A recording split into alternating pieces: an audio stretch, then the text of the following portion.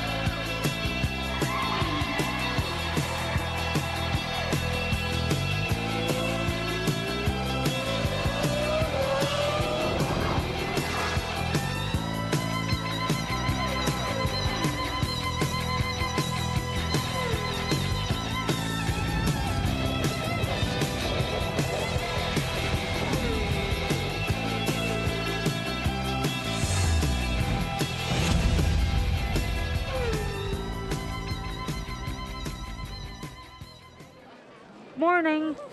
Thanks for setting your alarm. We're in Suzuka, right in the middle of a fun park. But don't be fooled, this is no children's fairground ride. This is serious business.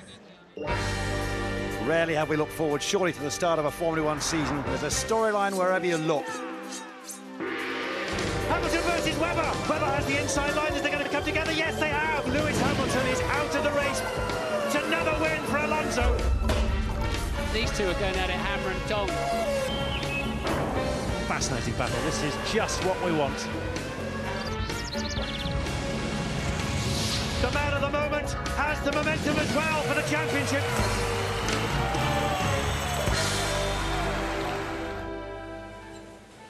Suzuka has shattered dreams and created heroes, and you've got to work pretty hard to make a friend out of this place. We've travelled 3,000 miles north of the night fever from Singapore, and we're in historic Suzuka.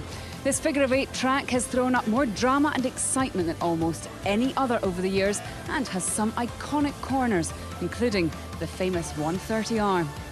And after the history of Suzuka, well, we head off into the unknown. Korea is hosting its first Grand Prix, and it's the old and the new to finish off, Brazil and Abu Dhabi. Well, at almost 2 hours, Singapore is the longest race on the calendar, but doesn't time just fly when you're having fun?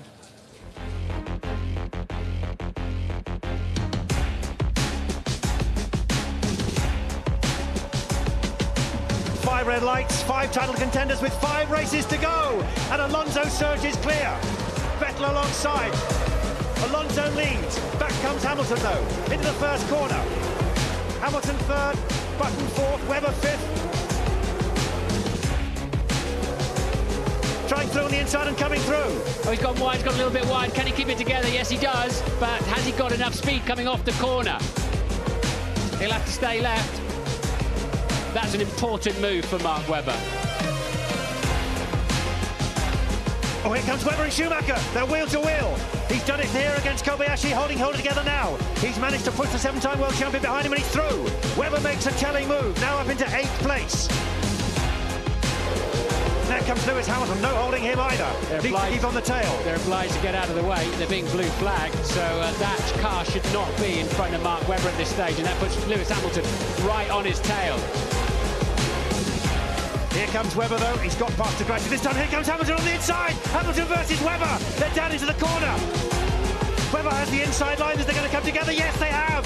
Yes, they have. But Webber's carried on. Hamilton, is he damaged? He certainly passed. Jensen Button's through the inside as well as Lewis Hamilton, who's struggling. Hamilton has stopped. For the second race running, Lewis Hamilton is out of the race before the finish, and it's no points in the championship. And as he rounds the final corner, Fernando Alonso, from pole to flag, has set the standard again.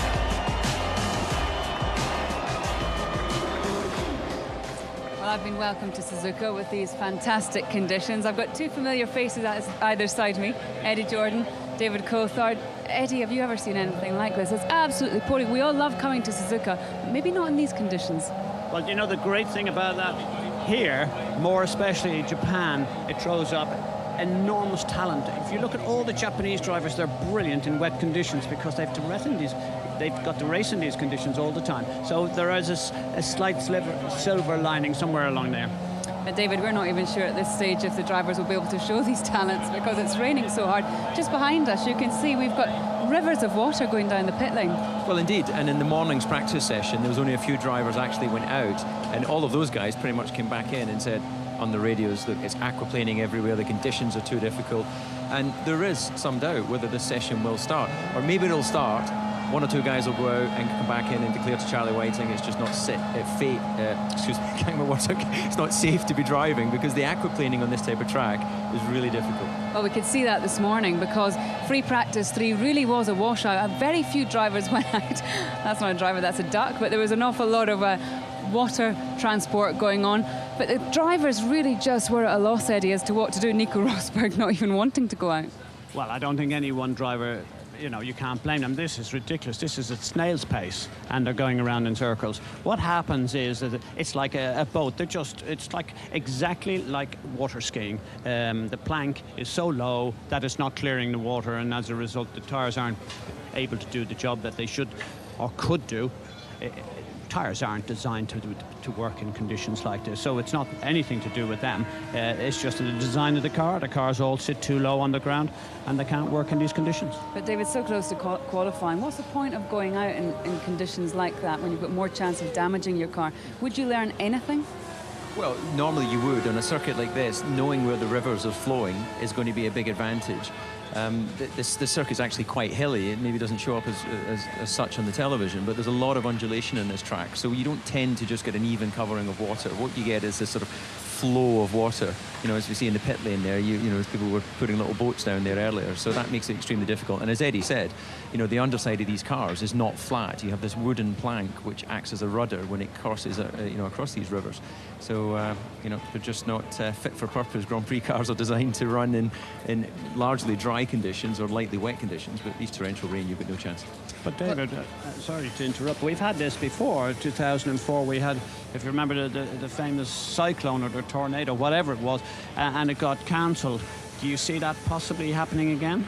Yeah, well, if they do cancel the session, then as we saw in 2004, then they would just put qualifying on Sunday morning. You know, I was part of that. We actually knew the bad weather was coming on Friday, so, you know, we knew already we wouldn't be out on Saturday, so that meant Friday night all the drivers were in the karaoke, but they don't have that luxury tonight being Saturday. They'll need to still be tucked up early in bed. They certainly will. We've heard what David and Eddie think, but let's hear what the drivers thought. To come in, I just can't drive. It's just aquaplaning.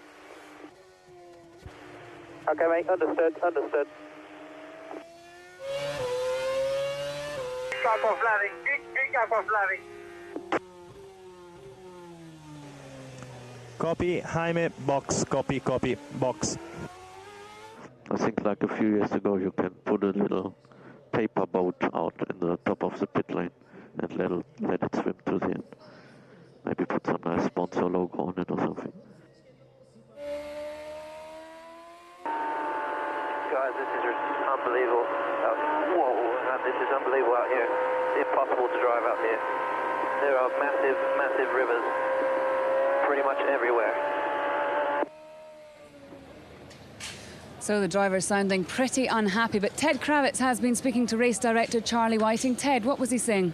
Yes, Lee, I managed to grab a word with Charlie before he went into the race control building behind me, and his plan at the moment is to attempt to start qualifying in about an hour's time on schedule at 2 p.m. local time, which is 6 a.m. in the UK. What he says he's going to do is try to start it then and then keep extending it if the weather proves unsuitable or unsafe for the cars to go out. So I think we'll start it at 2 and then he'll say qualifying is delayed 15 minutes and then another 15 minutes. His point is that if it stops raining, which he could do, and he's not going to take any notice of any kind of weather forecasts, he's going to wait and actually see what happens. If it does stop raining, this track being lots of gradients and uphill and downhill does drain very quickly, and he wants to try and attempt qualifying, and he'll give himself until 4 p.m. local time to do that. That's 8 a.m. in the UK, so it looks like we could be in for a long afternoon. If that doesn't happen, and after 4 p.m. it starts to get too dark, then he will consult all the teams, and if they agree, then we'll have qualifying at 10 a.m. on Sunday morning local time. Thanks very much, Ted. Well, it does get dark pretty early here, so who knows how long we'll be here for, David. How difficult is it for drivers to stay in the right frame of mind in conditions like this, and then all of a sudden have to jump in the car and head out and try and qualify? It is extremely difficult. You know, I was just in the paddock before we came on air, and Jenson Button sitting there surfing the internet with his beautiful girlfriend and his manager and some friends. You know, he's just not able to ramp himself up into the sort of zone he would normally have in qualifying, because he doesn't know if it's going to start, and if it does, for sure he won't be one of the first guys out there. He'll want to see just how wet the conditions are. Yeah, it's worth remembering we are trying to suddenly fight it out for a world championship here, and 5 guys are battling away quite hard at the top, and they don't want to lose out in qualifying, that's certainly for sure. It is so close. This weekend, hopefully, we will get some clues if they head out. Mark Webber in his Red Bull, you can see leading the way, but those back-to-back victories for Fernando Alonso has given him a huge boost up to second over Lewis Hamilton. And if we take a look at the Constructors' Championship, we can see that Red Bull lead the charge, McLaren in second, then a bit of a gap to Fernando's Ferrari team, and a huge gap to the rest. Eddie, there's actually a massive gap there between Ferrari and Mercedes in the chasing pack. They've got almost half the points, Mercedes, of Ferrari. Well, are the top 3 doing such a good job, or are the rest of them letting themselves down?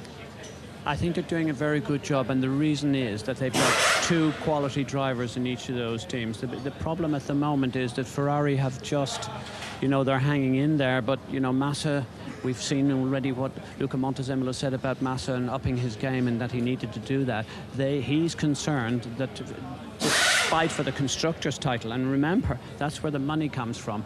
All the bonuses and all of the revenues for next year comes as a result of what the teams have done and performed this year. So therefore you can understand why the motivation is there. But coming back just very briefly to your question, I think that the other teams outside those top 3 just haven't seemed to got them together for one reason or another. Too many shunts, too many crashes, poor driver choices, or whatever. It doesn't matter, but the top 3 are well ahead. David, we hear how often Sebastian and Mark talking about how much they just want this title. But what about Red Bull? How desperate are they for the Constructors' Championship? Well, of course, the Constructors' Championship is very important, as Eddie said. That's where the money comes, and that, of course, reduces the input that Red Bull have to spend, you know, if they're getting the money for the results from the previous year. But the Drivers' Championship is where the glory is. That's where everyone talks about the Driver World Champion, so they desperately want that over the Constructors' Championship. OK, well, 5 drivers, 1 title. It just doesn't go. Fernando Alonso thinks that he can become the champion. Lewis Hamilton has all but ruled himself out. And Mark Webber, well, he claims he's not even thinking about the championship. Here's Ted Kravitz with all the latest. The Red Bull has been the class of the field here in Suzuka practice. In the dry at least, Mark Webber knows he has the weaponry to protect his lead. But the Australian's only too aware that variables like wet qualifying or collisions such as Singapore could wipe out his slender 11-point margin. We need to get back to our ways of obviously being at the front for the whole weekend, particularly Saturday and Sunday, obviously, and then hopefully that'll be a little bit stressful for all of us. We'll have more on Ferrari's resurgence in a moment, but Fernando Alonso is calling for more help from teammate Felipe Massa in order to interrupt the McLaren and Red Bull's title ambitions. In Monza, Felipe was third, so it was good because took points for Vettel and Webber. For sure, if both Ferraris are in the podium, it's very welcome for me. Now 20 points off the championship lead, Lewis Hamilton's 3 non-scores in the last 4 races have left him in downbeat mood. This crash in yesterday's practice didn't do much to cheer him up and cost Hamilton nearly 2 hours of setup time. Lewis admits his recent mistakes have been unacceptable. The pressure's never off, you know, you're always putting a lot of pressure on yourself, and I think perhaps after the last couple of races I've probably put in even more pressure on myself, which is necessary, I think, you know, because it's, for me at least, it's unacceptable to have races like I've had. And, you know, when you consider yourself as a professional leading racing driver, it's not the kind of performances you want. Sebastian Vettel comes to Japan in rather better cheer. He lost his chance of overtaking Fernando Alonso in the pits in Singapore because he forgot to put the car into first gear and lost time trying to pull away in second. But despite that, he's been fast in Suzuka's fast corners in wet and dry conditions and is aiming for no less than the win this weekend. Knowing that we have been very strong last year, I think this year with the car we have, there's nothing speaking against that, but we need to see how strong the others are. I think lately Ferrari was very competitive, independent from the circuit type. You know, surely it will not be an easy weekend, but I think we have a good chance to be in the top. In an attempt to close the performance gap to Red Bull, McLaren have brought a new rear wing and new F-duct to this race, which Jenson Button hopes will give him a car more suited to his driving style. Add to that McLaren's superior speed in wet conditions, and Button is upbeat despite being last of the Championship 5. Horrible 5th place. No, it's not that bad. I mean, I'm a race win behind Mark. I think we have got some very tough competition here. The Red Bulls are quick, and the Ferraris have had some great results the last couple of races with Fernando. So it's not going to be an easy race for us. There's a good chance of rain here, which throws it up in the air, which I think is good for us. It makes it a little bit more fun, and also, you know, hopefully we'll be able to get some good points here. Well, it's still absolutely pouring here. I mean, there's water just pouring, running down the pit lane. It's just like a river. So we're hiding underneath the awning outside Virgin Racing. So we've got their hospitality, which is very nice, all things considered.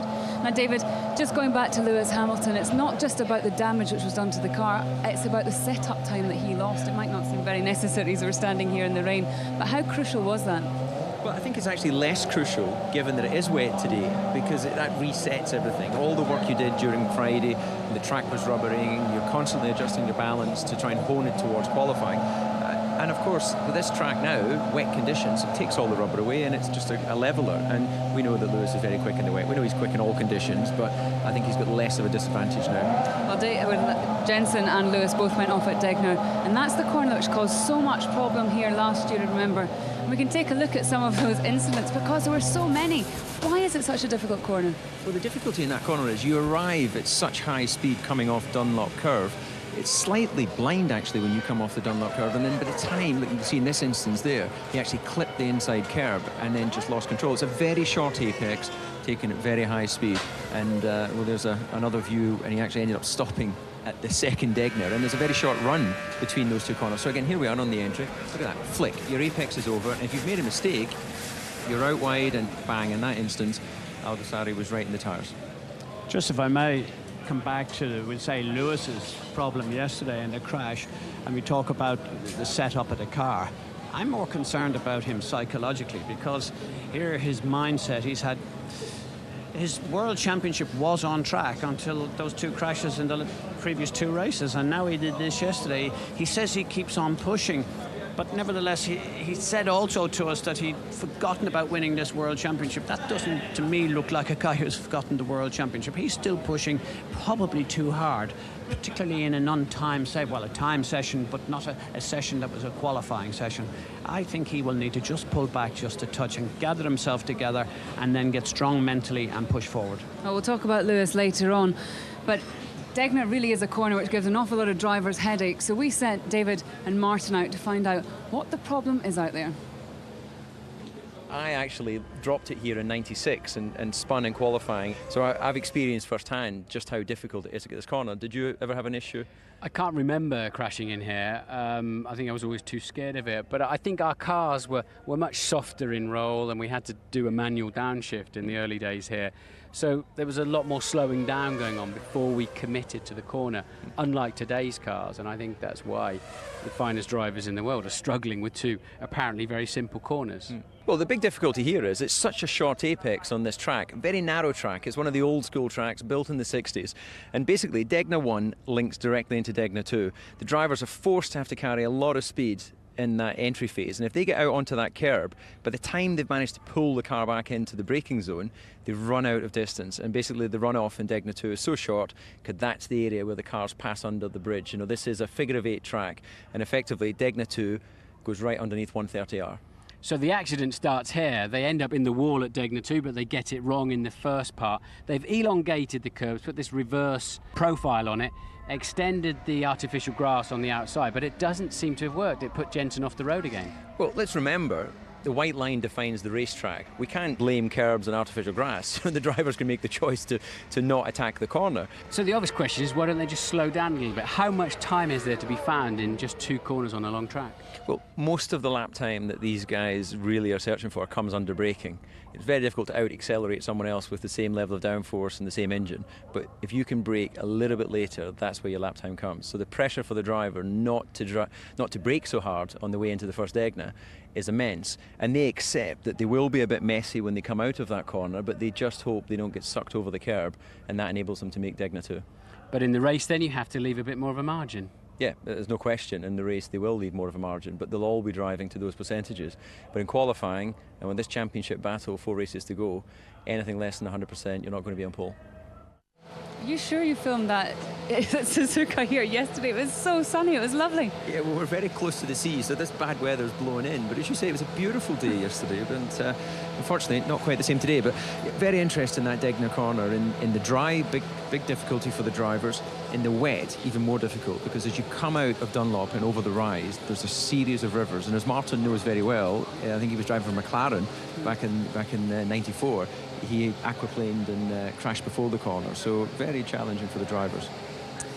Well, after the first race in Bahrain, everybody feared the worst, that Ferrari might dominate, but that wasn't to be.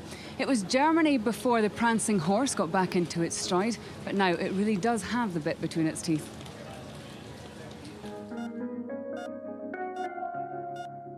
Fernando Alonso wins for the first time in 2010. It's a 1-2 for Ferrari. So the World Championship leader then already pointing in the wrong direction. That's not good news for Fernando Alonso. Alonso wins the first Grand Prix, 1-2 for Ferrari, and the wheels have solidly come off since then, haven't they? The heartbeat of Ferrari's season. Taken race by race, Ferrari's points trace is irregular, inconsistent, but powerful and robust. An early win in Bahrain became a distant memory when engine problems, driver errors and a slow car left the Scuderia Championship stragglers by mid-season. But in the last 3 races, Ferrari have scored 81 points, 10 more than Red Bull, even with Felipe Massa's unreliability proving costly in Singapore. Still, Ferrari's technical recovery has quickened the pulse. We had a few races with not enough development. You know, it's very difficult to keep the same pace for all the year in terms of development. And then probably in Silverstone we were introducing one of the main packages we had. For Fernando it was a good move. The car felt good in Silverstone. I think before Silverstone we were, as you said, some up and downs, but the car was feeling okay, but not at the level of Red Bull especially. After Silverstone, knowing that it was a difficult weekend for us with characteristics of the circuit, we're still quite competitive there with the new package, and with that car I had much more confidence in fighting for the title than before. I would say in the last 5 races, maybe we were the team who improved most, you know. So with the development logjam cleared, Ferrari ran straight into a stumbling block for sporting kind. Fernando is faster than you. Can you confirm you understood that message? Ferrari's reason for imposing team orders was because they decided it was too risky to allow their drivers to race. Alonso and Massa had come together at Silverstone, and in Monza, Alonso spoke of how the current low and wide front wings make having to overtake a teammate unnecessarily hazardous. Sure, with the front wings very wide and very low, it's easy to have a punch in the tire, easy to touch each other, and if you have a front wing damage or aerodynamic part damage, the car doesn't perform anymore throughout the race. Alonso starts this weekend just 11 points off the championship lead. He could easily be in front had a few more decisions gone Ferrari's way. Punishments for a jump start in China and cutting a corner at Silverstone were considered harsh but fair, unlike in Valencia, when McLaren's penalty for overtaking the safety car ended up costing Ferrari points. He was second, he is second. That's really unfair. But momentum is a delicate thing. In a wet qualifying as we have today, Alonso knows anything can happen, and then Red Bull are likely to be the pace setters at the final 4 tracks. It's going to be difficult for us, hopefully difficult for everybody as well. 5 drivers with possibilities. McLaren will come back very strong, I'm sure, with pushing a lot in the remaining races, so still very open fight. Fernando Alonso's at his best when his back's against the wall. But with the whole Ferrari team behind their one driver, there's no doubt he has the heart for a championship fight.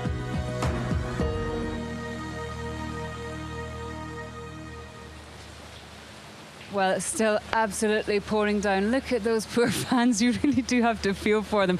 The Japanese fans are just incredibly loyal. They'll sit out there for hours just to be able to see their heroes, won't they, David? Yeah, they're so passionate about Formula One, and they're prolific autograph hunters. They turn up with these little white cards, which they've obviously gone to some autograph shop to buy, and they're black markers, and they'll line up in an orderly queue to get all the drivers' signatures. At the hotel where everyone stays, which is right beside the circuit, it's not quite so orderly, and it's always a challenge to make sure you don't end up with black marks all over your jacket. Eddie, you surprised to see all these I Love DC flags in the grandstands? I did notice. I was very impressed. But it's not just Formula One. These are fervent fans. They come out in their droves for what used to be the sports car racing, and indeed Formula 2 when it was at its height here. And a lot of the grid that we see, and I'm sure you, David, we spoke last night with Ralf Schumacher and lots of different people, they came out here, and this is why they became so good at wet racing, because it rains a lot here in Japan, but the racing is sensational and the fans are even more sensational. Well, I thought this F1 presenting lark was meant to be glamorous, but here we are standing underneath some plastic tarpaulin. You are glamorous. Outside What the are you back talking of Ferrari, about? just sheltering from the rain. I mean, I think you can see behind us, there's people just running for cover all over the place. And, you know, with half an hour, 7 hours, it's like a magic door. We were just saying half an hour to qualifying. It's not looking very likely at the moment. Well, I think that if it's like that, forget it. I mean, it's too dangerous. It's too difficult for everyone. So, but we know how fast the things can change. Not only in the championship, also in the weather. So we need to wait and see. Let's just talk about the championship, because you must be just delighted the way things have gone the last two races. Two very different circuits. It's an extremely versatile Ferrari you have. Yeah, for sure. The last two races were really good for the team and for our supporters. But we need to stay with the feet on the ground. We have seen yesterday Red Bull that it was really flying, and nothing has been done up to now. But for sure, everything is possible. This is the most important thing at the moment. Stefano, have you given up on the constructors' title? Not really, to be honest, Eddie, because you've seen that if there is a problem, okay, we need to be realistic. If something's not happening to our main competitors, it will be very, very difficult. But you know, in a race, in this condition, everything is possible. So up to the end. And then when mathematically it's not possible, then we need to focus on the other priority. We both know there's always rumours in Formula One, but one of the rumours that's spreading around here is that Felipe may, despite having a contract, be going somewhere else in the future. How do you deal with that within the team? Do you sit him down, or you? First of all, he's categorically wrong, and I just confirmed that officially, even if I know that you know, every day there is something new. But this is part of this game. We know we need to cope with this kind of lateral pressure, but I think it's a way to show, from the team perspective point of view, the way that we are a team, and we totally rely on our drivers that we are very happy with. So next season's lineup won't be any different. Fernando Alonso and Felipe Massa. Absolutely. We've heard Luca de Montezemolo, they're being quite, not critical, but forceful, saying that Felipe needs to support Fernando. Do you think that he's done enough with his performance this year? No, I didn't say that, to be honest, because I know, because he spoke in Italian, so maybe something went lost in the translation. It's a movie like that. Anyway, no, he said that of course he's expecting all the teams, mechanics included and engineers included, to push like hell and to do the maximum. We know that in this condition, with such a strong competition, we need to, if I may say, take points out from the others. So the natural thing is for both drivers to be very quick and very strong. And Fernando's talking a big game, almost like a boxer. He's saying that he's favourite for the championship. Do you agree with that? No. No, I'm joking. I mean, I think that for sure at the moment, I feel that Red Bull are a little bit stronger than us. So we need really an extra performance that can come from him, or can come from you know, the situation that are around. But we have seen how the things are changing so quickly, day by day, race by race, so we need to stay really humble on that. And Stefano, what do you do whilst you're waiting for the rain to subside? I just was watching the weather forecast, if it's changing, but let's wait and see. This condition, 30 minutes to go, well, I think that he has to stop very quickly, otherwise the rivers are on the track and it would be very dangerous. Okay, Stefano, I'll let you go back into your magic room. Your magic, I don't know, Magic Kingdom, but not here. Thank you very much. Magic weather room. Bye-bye. It is very much a waiting game. I mean, we're actually blocking this whole place, so we're keeping everybody waiting outside in the rain. It's not getting any better at the moment, David. No, it's not. But, you know, I can't... Well, maybe it's just me, but I'm so impressed with how chilled Stefano is, with the pressures he's had to deal with this year. You know, all the team orders, scandal after Hockenheim, you know, various issues with the engines. And he just seems so together, you know, and I don't know, you know, Eddie, your experience of working with him during your time of team ownership, but he's... Well, there's a couple of things. My mind is gone. I thought it was a fizz with my microphone. The viewers should realise the noise they're hearing is the rain on this tarpaulin above. It is horrific as to what's happening here and the deluge. But coming back, I agree, he's very calm, but he's shown that all season long. But I think he did spin us one a little bit when he started talking about Luca and lost in translation. That was not a loss in translation. It was a clear directive. Luca wants strong team orders to a degree. He wants the whole focus behind. Now, Alonso is the one who's been chosen some time ago. They've suffered the indignity of having that 100,000 fine. They're going to go for this. They're going for the championship. And why not? OK, well, thanks for the moment. Well, the Commonwealth Games are finally underway and Delhi is making the headlines for all the right reasons. Next year, of course, they'll have their very own Grand Prix. Karun Chandok gave Jake a little tour around the city and they had their very own street race.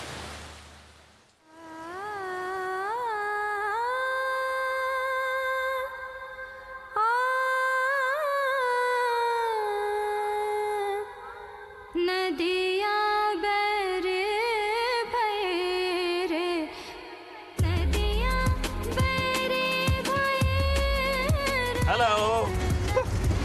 What was that, Miss Gear? I'm trying to find neutral. I can't. Now you're in neutral. How are you meant to be changing gear in here? There's no numbers. You can vaguely make out they've been ingrained in there. Brake lever's doing that. Yeah. So what gear are you in now? I don't know. And we're off. Are you okay? Your tuk-tuk is in safe hands. He's all right. He looks petrified. Yeah. Oh, yeah. You bribed him to say that, haven't you? I asked, are you afraid of the big white man?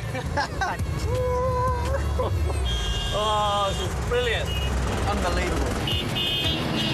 I mean, the sensory overload is incredible, isn't it? The noise, the sounds, the smell. I think people in F1 are going to have a big culture shock, aren't they? My family were in racing. My father, my grandfather used to race. Down the inside, come on, have him, man. They've all been in motorsport. My grandmother did some races. So I grew up in a motorsport environment. Head down, Jake, head down, get the arrow. Go.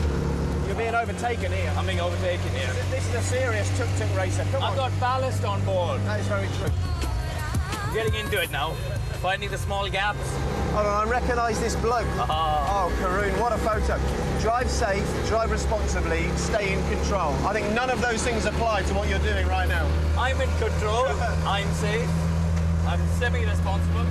Semi-responsible.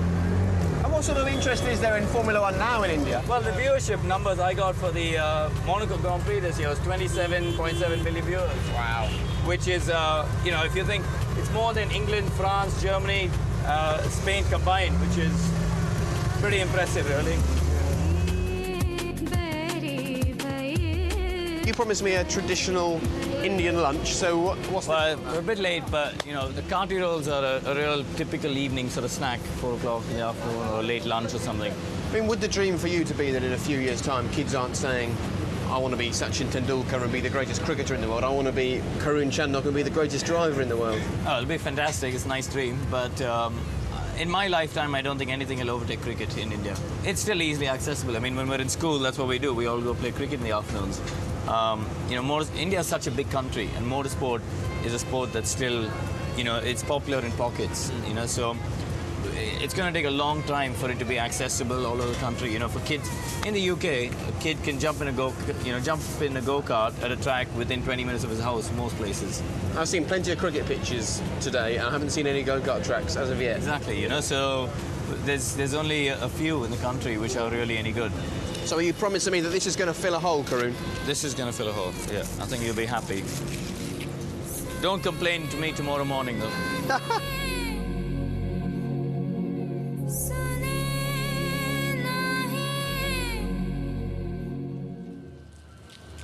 Well, I hope that curbed your Jake Humphrey withdrawal symptoms, and Karun Chandok for that matter. David, I know you've driven a Formula One car in India. What's the appetite like for F1 out there? got such a huge population. When we did a demonstration just in a small area beside a large bridge that they had opened there, and more people turned out than they expected. So crowd control was quite an issue for the police. And I think, as Karun said, you know, the millions of people that tuned in to watch him at the Monaco Grand Prix is very impressive. So I think we can expect a big reaction when we go there next year. I thought the police were busy with you at that demonstration. Did you not speed on the bridge or something? Yeah, we did have a little bit. But what, a Formula One car speeding on the bridge? Of course it's going to happen. But yeah, no, but a lot of people turned out to see the demonstration. Well, we've got a lot of these new world circuits turning up, and if we look at next year's provisional calendar, it's an awful long one. We've got 20 races to contend with. What a long old season that's going to be. It starts in Bahrain early March, heads right through until the end of November. The last race will be in Brazil. The old favourites are there, Monaco and Silverstone on the 10th of July, and there's India at the end of October. Eddie, you've got a hat-trick of new tracks there at the end. Do you like these new world circuits, F1? Generally I do, but I would err on the side of caution. You know, we interviewed Bernie at the last race in Singapore, and he talked about maybe some of the traditional circuits. I'd want to be very careful before we lose some of the old traditional well-proven circuits. You know, some of these circuits have been brilliant, but some of them haven't quite worked out, and we need to regenerate it. I have a concern, you know, maybe even things like China and Turkey and stuff like that. We just need to get the momentum going again, because compared to what we've seen in this championship, it's been remarkable. We want to be always at the best circuits that we can be. Okay, well, we go to these places just hoping it's not raining, and it still is absolutely pounding down at the moment. You can see that is just one poor cameraman. There he is. He's been out there for ages, and I kept talking, but he's looking very, very wet, as are most people. And there's a little bit of branding floating down. They think of everything, don't they? Indeed, and it looks like it's winning that race easily. Well, speaking of Red Bulls, we're just going to be looking at you on a very dry day at Silverstone. Goodness, they're having a great old time, aren't they? That's because they're in the dry, and they're waving at the very poor fans who are sitting directly across from them in the grandstands. But they know, don't they, that this, unless nothing short of a miracle, is going to have qualifying start at the right time. It's just positively dangerous to race in these conditions, and I'm sure Charlie Whiting, this is one of the easiest decisions he'll have made, because it's just not possible that drivers all united in this, just not a possibility. Well, miracles are Bernie's job, so let's see what he comes up with. It's not just these new tracks. Every car has to start somewhere too, and the fastest car on the grid, the Red Bull, is no exception. David went to Silverstone to compare his old car to the one which is leading the Drivers' Championship at the moment. 2 weeks is a long time in Formula One, and it's been 2 years since I last drove a Grand Prix car. What we have here is RB3. It's the 2007 car. Things have moved on a lot since then. There was refueling, groove tyres, different aerodynamic rules. Truth is, this car was a bit of a dog. It was over a second off the pace and extremely unreliable. It failed to finish in 14 of the 34 Grand Prix it was entered.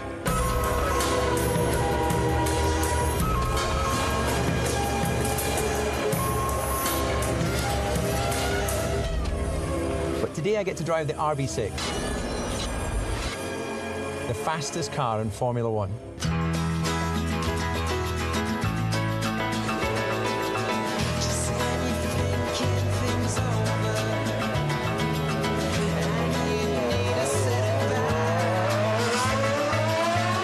Pull it round onto the start-finish straight in preparation for doing a start. Get into a sequence where you do some warm-ups. You do some form out, preparation of the tyres. You select the first gear, you then watch the lights, bring the RPM up into the start position, lights change. Well, that went a lot better than I was expecting. Back on radio, if you can hear me.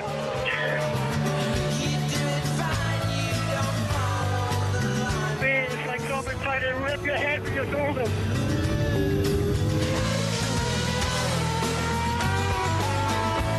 The amount of foot grip that this car generates is quite impressive. That's the thing that's moved on so much since my time. Hit the brake pedal, it's like someone launching a sledgehammer up the back of your head. to the complex now, go to the BNC clubhouse. You don't want to pick it up in here, this is where everyone's watching. That's World Cup corner. Blake, and you miss it. Oh, it's just remarkable.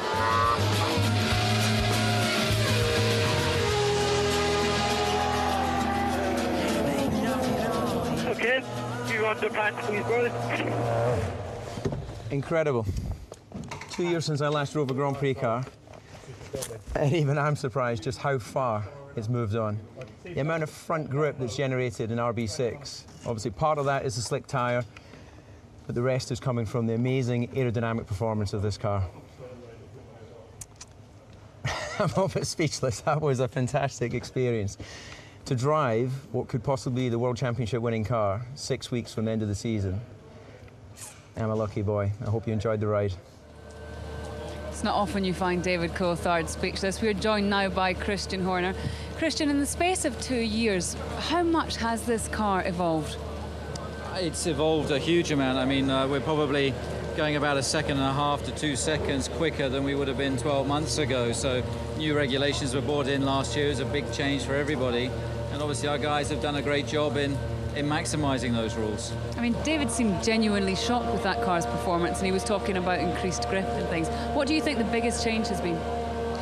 I don't know, I thought it was remarkably brave of us to let David loose in that car, you know. So do I. It's good to see he's got some of the old magic left, so it looks like he needs to get down the gym a bit. We didn't see a stopwatch, did we? No, I don't think we saw a stopwatch. No, they were embarrassingly quick those times, so... no, I mean, it's it's a great car. It's it was great to get David to have a run in it, and luckily the weather was fine for him, better than here. Christian, you're putting on such a brave face. How disappointing, how grueling is it? Bearing in mind you were so quick yesterday, nice conditions. This car is a class act. You're not going to be able to qualify, in my view, right now, but maybe later on. But if you are going to qualify, it's going to be wet, and surely you'd have loved the dry conditions. Oh, we'd have loved a dry qualifying, but it's that's definitely not going to happen today. I mean, at the moment, in my opinion, it's too dangerous to run. The weather seems to be very set in here. We saw this morning in free practice it being lethal for the drivers. So I think probably the most sensible thing will be to postpone this session to tomorrow morning. The front wing saga still rumbles on. Give us your insight. Why have they suddenly brought it up? They'd forgotten about it in Singapore, and now it's back on the table again. Do you think it's related to lap time? Whenever we go quick, they start moaning about something. Oh, you've rehearsed this little question, haven't you? Come on, tell us. I've been asked it so many times now, but the front wing, they changed the rules, they changed the test, they increased the load. The wings completely comply with that, and it's not just the front wing that makes a car go quick. So, we're very happy that the car complies the FIA, completely. Why are they getting themselves involved in this again? Well, I don't think they are. I think they increased the test, to 100 kilos of weight either side. It's a massive amount of load, and the car passes, those tests, without issue, as the others have to. So, we're working to the same regulations at the end of the day. Christian, just tell us about the mindset of Marc and Sebastian. Obviously, they're both very much in the hunt for the championship. Ferrari, of course, have just got Fernando Alonso focusing on one driver. Do you feel you're at a disadvantage? Well, it's an advantage and a disadvantage. I mean, it's great that we've got two drivers competing for the World Championship, and they're both, obviously Marc leading, Sebastian a little bit more pressure on him, not being able to, drop any score at the moment. So, but they're, within a race win of each other. Ferrari only have one driver, but they're, as we've seen, they are putting all their eggs in one basket. So, our priority at the end of the day is to try and get both of our drivers ahead of all the others, and that's what we're very much focused on. And Marc and Sebastian understand the situation, respectful of the situation? Yes, they understand clearly. I mean, the points, Sebastian is 21 points behind Marc, so Sebastian needs to go for a big score. Marc, is racing very hard, and it's just important that they don't race each other too hard, and they understand that, and the objective here is to achieve a maximum score for the team. Christian, thanks very much for taking the time to join us. Well, outside the championship battle, there's still plenty of news making the headlines, and I know, as always, here is Ted Kravitz.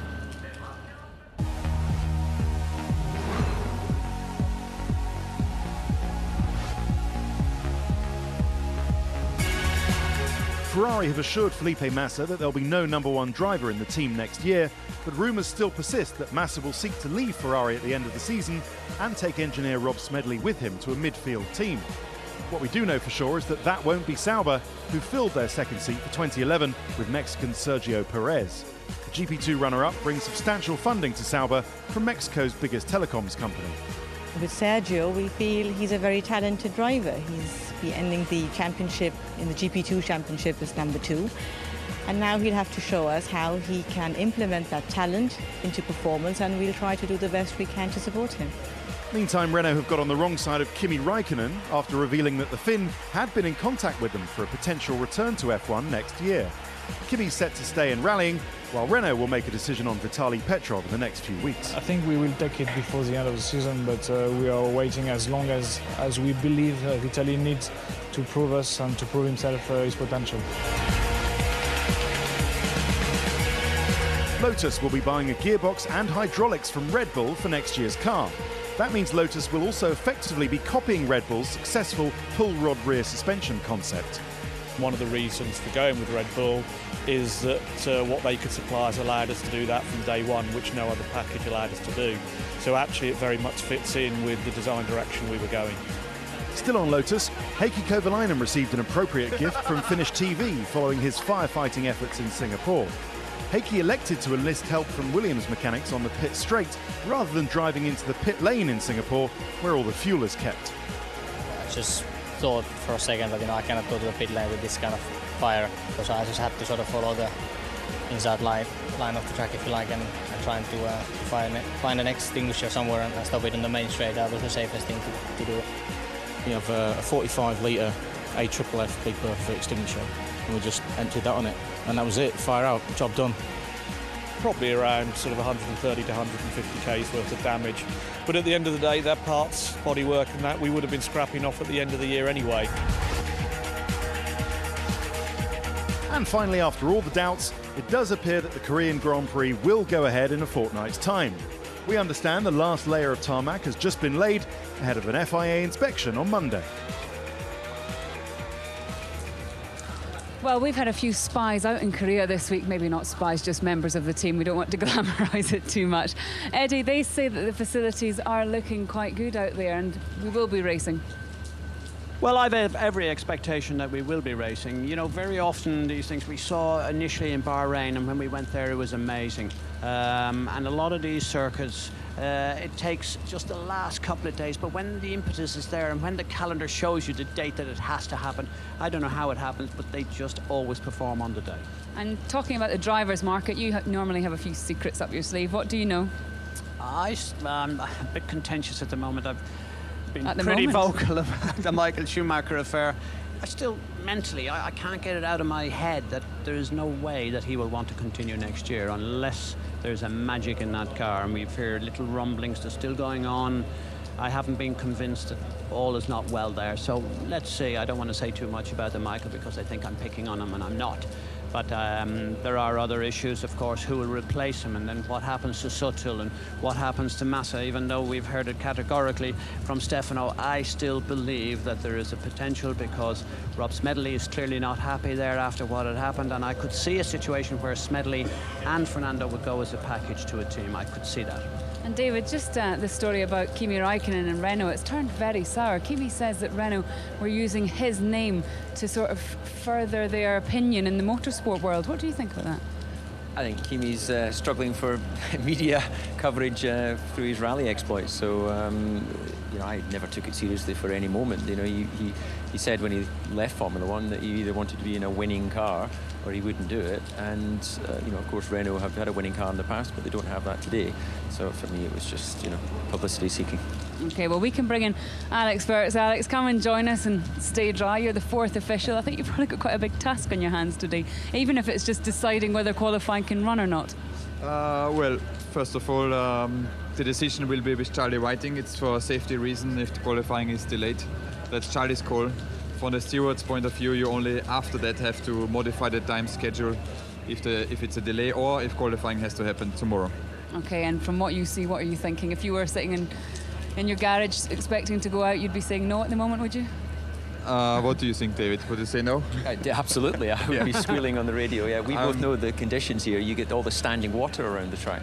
Exactly, I'm totally on David's side. If you're in the car, it's almost undrivable, especially considering when there are few cars running, the visibility will be down to 0.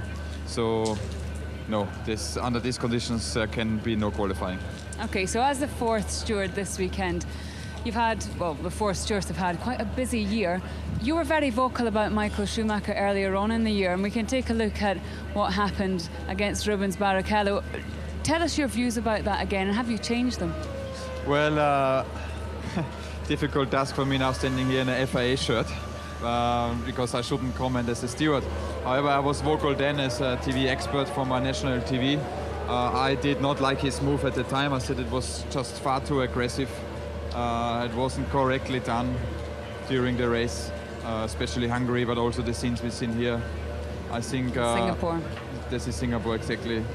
Was just not the correct driving, and just over that line, which between drivers, you know, there's a sort of agreement, gentleman agreement. On top of it, there is a rule as well, and I think he crossed it. Did you ever have any coming together with Michael when you were racing in Formula 1? Yeah, I had a few times. One was relatively famous in Monaco when we had the wheel banging. In the end, he crashed into the back of my car, damaged my suspension, and then I came out of the tunnel with no wheels on the car.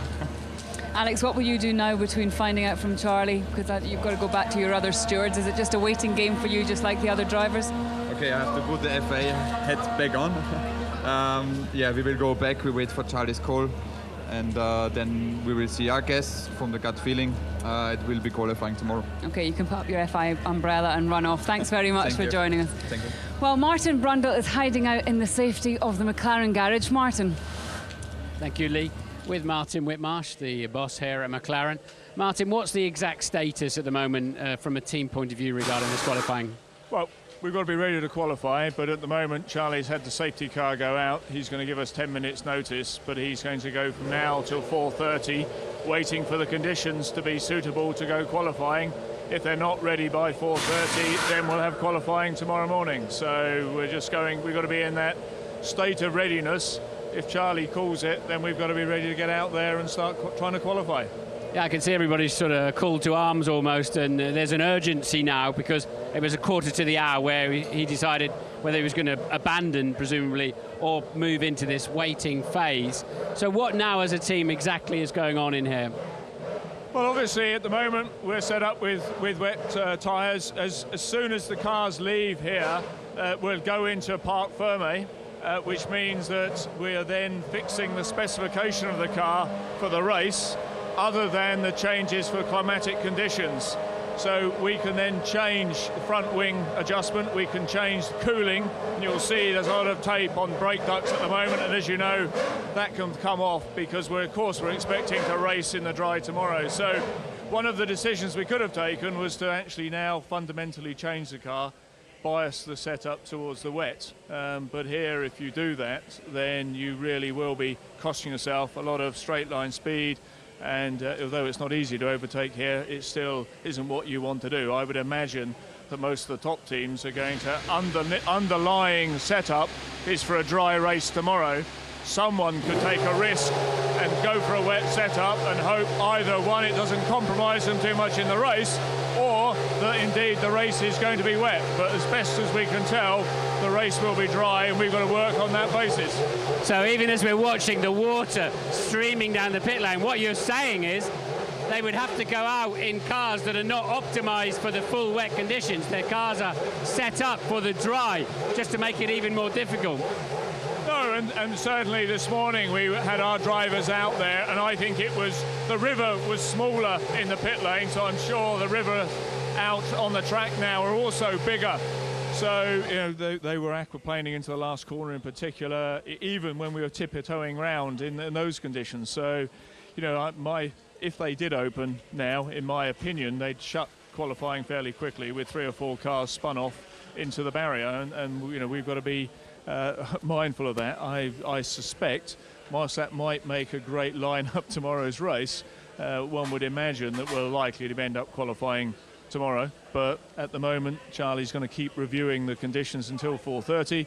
If he gives us 10 minutes notice, then we've got to be out there and trying to qualify. I see 4:30 being too late because it's dark about 5:15, so I'd have thought the realistic cut-off is probably 3:30. But if there's no qualifying, how will, in your view, how will they make the grid? Well, if there's no qualifying at all, then they'll line up on the race in number order, which frankly we'd be quite happy about. Yeah, as number 1 and 2 on the cars, yeah. But I think I have to say that's an unlikely one. The rules allow that to happen. If qualifying does not happen, that is how the grid will be determined. But as I said to our guys this morning, don't get too excited. The reality is that it will happen. Either we'll have, in my opinion, an aborted qualifying with the circuit going red this afternoon, or we'll have qualifying tomorrow morning, and the likelihood is qualifying tomorrow morning, but you never know. If they do suddenly say you've got to go out and qualify, you're in a good position here to get to the end of the pit lane. Is everybody going to be out there ticking over to try to be first out, and then it's whoever doesn't overheat first? Correct. It is. We've done our calculations how long we can sit and hold. Every car, in my opinion, will go down and queue, because within 3 or 4 minutes of qualifying, if it's red flagged, then at that point the times that the cars have set will determine the grid. So you've got to go out there. As if Charlie says we're going to go out and qualify, all the cars are going to stream out onto the circuit. How long can you tick over for, roughly? 4 or 5 minutes? Yeah, around that. We'll be as cold as we can be when we leave the garage. Can we just poke around in here a little bit and understand what you can do with the car? We talked about change of climatic conditions. This is the cooling tape that you put on. It's pretty unscientific, but very effective, isn't it? Just blanking off the... Yeah, no, and as you know, the temperature of the brakes, it's very, very difficult for drivers to work the brakes under these conditions. They're going slower, they've got lower airflow, much less energy going into the brake. So you can easily glaze these brakes as well. So it's a real challenge, even if you've taped it up completely. So, you know, it is very, very difficult. You can also, when we change from wet to dry tyres, then the wing setting, so you're allowed to adjust. So you'll see through here a front flap adjuster, and that can be changed. But what we can't do, unfortunately, is put the biggest wing we've got on for wet qualifying and then change it for a smaller wing if it's dry in the race. So under Parc Fermé, we're not allowed to do that. Now, the wet tyres have a greater circumference, so they automatically raise the ride height by about 5 millimetres. But would you, because of Parc Fermé again and dry race tomorrow, so you can't lift, David was talking about it earlier in the programme, it becomes like a canoe with the plank underneath, you start surfboarding across the top. But would you give it more ground clearance, or maybe I used to pump the tyres right up so you open up the grooves a bit? Well, the answer is you do a whole number of things. If you knew you were going to qualify in the wet and race in the wet, then you'd soften the whole car up, you'd put more downforce on, you'd increase the ride height so you didn't have that propensity to canoe on the plank of the car. So you change the whole car, but unfortunately the forecast is a dry race, and if you do all of those things you will hurt yourself very badly. So it is possible that if you're not in a championship campaign, you might take a punt and you might take a risk, because who knows what the weather's going to be like tomorrow, and you could luck out. So if you're not going to be a contender, but I think all of the top teams have got to be mindful of, we have to score points here. It's likely to be very difficult, and of course everyone wants to win, but actually just scoring some solid points here may be the best that any of the teams should be banking on at the moment. I think I saw Lewis sitting and waiting in the car. No, he's out of the car now, over in the far corner there, talking to Jensen. I'd be pretty nervous if I was a driver. I don't know if I'm allowed to wander over there and have a chat with him. I will if I can. Thank you, Martin, for that great insight. And let's see if we can approach Jensen, because that sounds quite terrifying, doesn't it? That you basically the cars are not optimised for those conditions. You guys up for a quick chat? Help us fill our programme out a little bit. So we were just talking to Martin, and he was saying, Martin Whitmarsh, and he was saying that you're set up. Hey, come back, Jensen. It's not that easy. The cars are actually set up for a dry race as well. So even if you do go out, the cars are not optimised for these conditions. Yeah, that is the case. And, it's so slippery out there. There's so many rivers. I don't know if you've seen, but we were just talking about it. It's incredibly slippery. And when you aquaplane, the car literally kind of lifts and just lose all grip for a couple of seconds. So right now, it doesn't look like it's going to dry up or stop raining. So I doubt it we're going to be qualifying. So Jensen, how do you keep your mind ready for having to maybe just jump in that and banzai a lap? Because there might only be one lap. If they suddenly call it, I wouldn't want to be in the safety car at the moment, let alone an F1 car, to be honest. Yeah, watching the safety car go around, you know, he's aquaplaning. So in one of these things, when the car's so low, it's you're just floating. You're a passenger. So it's pretty scary. And you know, we will go out in any condition that the car will go around the circuit. But when you get to a corner and it just goes straight on because it's not touching the ground, we can't control that, and no one can. So it's tricky. Charlie hasn't got an easy job of calling when qualifying starts, and the stewards. We'll have to see what happens, but if it carries on like this, yeah, we're not going to be out today, are we? And do the drivers have an input into whether you go out or not? Will they sort of ask you? I mean, you two, you're the reigning world champion, you were the world champion before that. You two must have some gravitas here to make a call. We wish. Well, if someone goes out, you have to go out. It's qualifying, and that's the problem. So in practice, for example, earlier on, when the drivers comment on the track just how tough it is, the FIA can hear that, so they've taken that and acknowledged it. So hopefully they'll take that into account. But this is not just any old race, is it? You two are in the World Championship fight. I mean, isn't this is the last thing you guys need is this variable, isn't it? I think the Red Bulls. The Red Bulls don't want the variable, but yeah, I mean, whatever the conditions, we'll make the best of it. But we seem to be okay in these conditions. So the team do a very good job with strategy and getting the car set up for these conditions and mixed conditions. So yeah, we're not in a bad place, but I don't think we're going to be doing much driving today. Might be bowling instead. Yeah, the bowling alley looks good over there. Lewis, you lost a bit of track time yesterday, or a lot of track time, did you? I mean, does that leave you on your back foot, whatever happens for tomorrow? It definitely isn't a help, obviously, of practice here as such a high-speed circuit. You really need to, as many laps as you can get to really find the edge, and damage the car yesterday, which meant that I missed the whole of P1 and pretty much all of P2. So, yeah, and we didn't even get to practice in P3, so I've only really done like 14 laps this weekend, 15 maybe including in and out laps, but, you know, we've been driving all year, so we should be okay. All right, thanks, guys. I know you've got a lot of waiting to be getting on with, so thanks for your time. Appreciate it. And back to you, Lee. A great insight there from Jensen and Lewis. And only Martin Brundle could manage to do a grid walk in a garage. We've just found out that qualifying is now going to be delayed until 2:30 here. I think that's about 6:30 with you at home. And then we will bring you any further news that we have. But as we've seen, the fans are sitting outside in the grandstand. They're getting absolutely soaked. But that sums up Japan and the attitude to motorsport. It is fantastic. They're incredibly loyal. And we can see some fantastic sights at Suzuka whenever we come here, and some pretty unusual ones too. Yes. So crazy right now. Boss. Okay. Power. Yeah. History in the making. Part 2. So crazy right now. Such a funny thing for me to try to explain. How I'm feeling and my pride is the one to blame. 'Cause I know I don't understand just how your love can do it, no one else can. Got me looking so crazy right now. Your love's got me looking so crazy right now. Looking so crazy, your love's got me looking so crazy, your love. Well, Takuma Sato joins us now. And Taco, you're now living in America, so I imagine this is a little bit of a shock to you to come back to this. It is. You must brought the Scottish weather, didn't you, David? But first of all, good morning, everyone in UK. I mean, so nice to see you all. Really good. And of course, you used to work with or for Eddie. I'm not quite sure.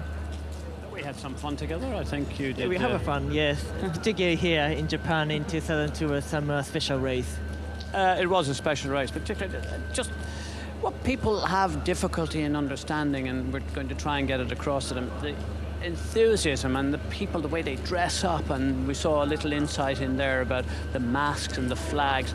It is just amazing the amount of adoration you guys get as racing drivers, but you as a Japanese person, it just must be to another higher level. I mean, it is. It's a big thing in Japan. You know, I mean, Formula One is you know, always a big in Japan. The most, so we love motorsport. And I remember in 2002 Jordan days, all the grandstand were completely yellow. And just 2 weeks ago, it was Indy Japan in Motegi. It was all green. So you know, they really enjoy the enthusiasm for the racing. And you're the most successful Japanese driver that there's been. You've scored, I think, 44 points. You've started in the front row of the grid. You're in IRL at the moment. Would you like to come back to Formula One? Obviously, I miss EJ. You don't have to say that. I you mean, know. really, the racing is exciting. Okay, wherever you go, you have to commit. Really is, and I've got a great opportunity this year to racing in IndyCar, which is completely different racing. But you know, it was extremely positive year. So many dramas happen, but every time you learn the things and you try to improve, that's exactly the same thing in the Formula One. David and I are both Scottish, so we had a little vested interest in Dario Franchitti, who won the championship. We must say congratulations to him. That was fantastic. But just tell us about your duties here. I mean, is it frustrating for you to come here and be a spectator? Well, it is somewhat that obviously, you know, being here, so I was a little bit frustrated. But I mean, here's more sad for the fans that they couldn't see the running on the cars and the qualify, like pouring down the raining. So it's a extremely difficult condition. I mean, safety is the most important thing. So I'm sure any course inspection, they will, whether open or closed. But you know, we have been experienced 2004 where typhoon was nearly hit in Suzuka, but it didn't come. And then a Sunday morning, we had a very short qualify and then did the race. So I don't know what they're going to do, but there is a still possibility. Can you just explain to us what the difference is in the driving technique between a Formula One and an IndyCar? In a lot of ways, different. Cars, obviously, less downforce in IndyCar, slightly less power, but a lot heavier than F1. So if you're putting a road course, street course, just car doesn't really turn in. So it's a very different style of the racing. So you have to really expand the whole procedure. But when you go to the oval, which is a lot quicker than the Formula One, I mean, we go 240 miles per hour. And then go to the nearly 6 Gs and go to the corner, which are extremely different things. And you have to go through all the bits and pieces every time you're learning things. And you have a lot of exciting risks because we have lots of side-by-side and quite easy to overtake on the track, which is a lot of action. Taku, there's a lot of support, as we've seen, for Formula One in Japan. But this year, there's no Japanese engine supplier, there's no Japanese constructor. Is that a sad day for you as a Japanese driver? Yeah, I mean, it had been very important part. You know, there was a Japanese car manufacturer was involved in there for a long time. Now we didn't see it, and Bridgestone was obviously, you know, sadly this is the last season. But still, I think what's most important is the driver. So still, you know, in the Formula One, you know, Kamui is doing a great job, and the Sakon is, you know, back in here in Suzuka. So still, you know, we can see a lot of excitement in Japan. How do you rate Kamui Kobayashi as a driver? He's certainly added quite a lot of excitement to the races that he's taken part in. I think he must have been enjoying, you know, by himself, and being that at the correct environment. It really, the team is a great team supporting him, and he enjoying the racing. Sometimes it's very exciting to see him, and I wish, you know, we could have a great time, but you know, I really wish he's best of the luck. Okay, Taku, thanks very much for joining us. I know you've been standing here. We're getting closer and closer to the rain. Let's shuffle back in, and we can actually take a look at the safety car. It's ploughing its way around. It's probably floating its way around this circuit. I mean, look how dark it is, David. Yeah, it is, and also if the cars all do stream out in qualifying, which I think is extremely unlikely, the amount of spray that comes off a Grand Prix car, the rooster tail that's created, just adds to the difficulty of actually seeing where you are. So I think that it's just a matter of Charlie's just going through the motions of keeping this session open, and look at the water there. It's just ridiculous. You've got no chance in a Grand Prix car. Eddie? Well, you know, we can deny ourselves the reality of the situation, but there's really no chance that this can happen today, and I hope Charlie probably takes us out of misery as soon as possible. Okay, well, Ted Kravitz has been looking for drivers in the pit lane, and I think he's found Timo Glock. Lee, I have, and we're standing on the pit lane line down here because qualifying sort of started. We're not actually allowed to cross this red line. So I decided to find Timo, who was out in the very wet practice this morning. And Timo, tell us about it. How was it? Yeah, it was quite difficult. I mean, it's a lot of aquaplaning. Even going down the straight was very difficult to control the car. And there are some areas where the water is running across the track, and it's just too wet. So unfortunately, it's not possible at the moment to drive. Where is that standing water? And the rivers? Well, it's nearly everywhere. Corner 2 on the exit, 3, 4, 5 up to 8. So nearly around the circuit, and that makes it just difficult. And even if a car is like 10-15 seconds in front of you, the spray is still that much that you just don't see the standing water anymore, and that makes it difficult. Even if now 20 cars would go out and the rain would be less, it would be quite difficult and dangerous, I think. We were just watching you. It sounded like you were on almost a third throttle. What were you doing? Yeah, I was just trying to cruise around and didn't do anything really. I just was rolling around, and as soon as you touch the throttle, you just get wheel spin and lose control over the car. Now, is that because, I mean, these extreme wet tyres can displace a lot of water, can't they? But have we just got beyond that capability of that tyre? Yeah, it is first of all the tyre, which is sure can take quite a lot of water, but at the end, you know, I think we were a bit low in terms of ride height for the first run, and then you just swim on the plank, and but at the end it was so much water that even the tyre couldn't do anything anymore. Okay, what about your thoughts on potentially qualifying tomorrow morning? You got a problem with that? Oh no, I'm okay with it. I had this 2004 already here when I drove for Eddie here. There was this typhoon on Saturday, and we had the qualifying Sunday morning, so I'm okay with it.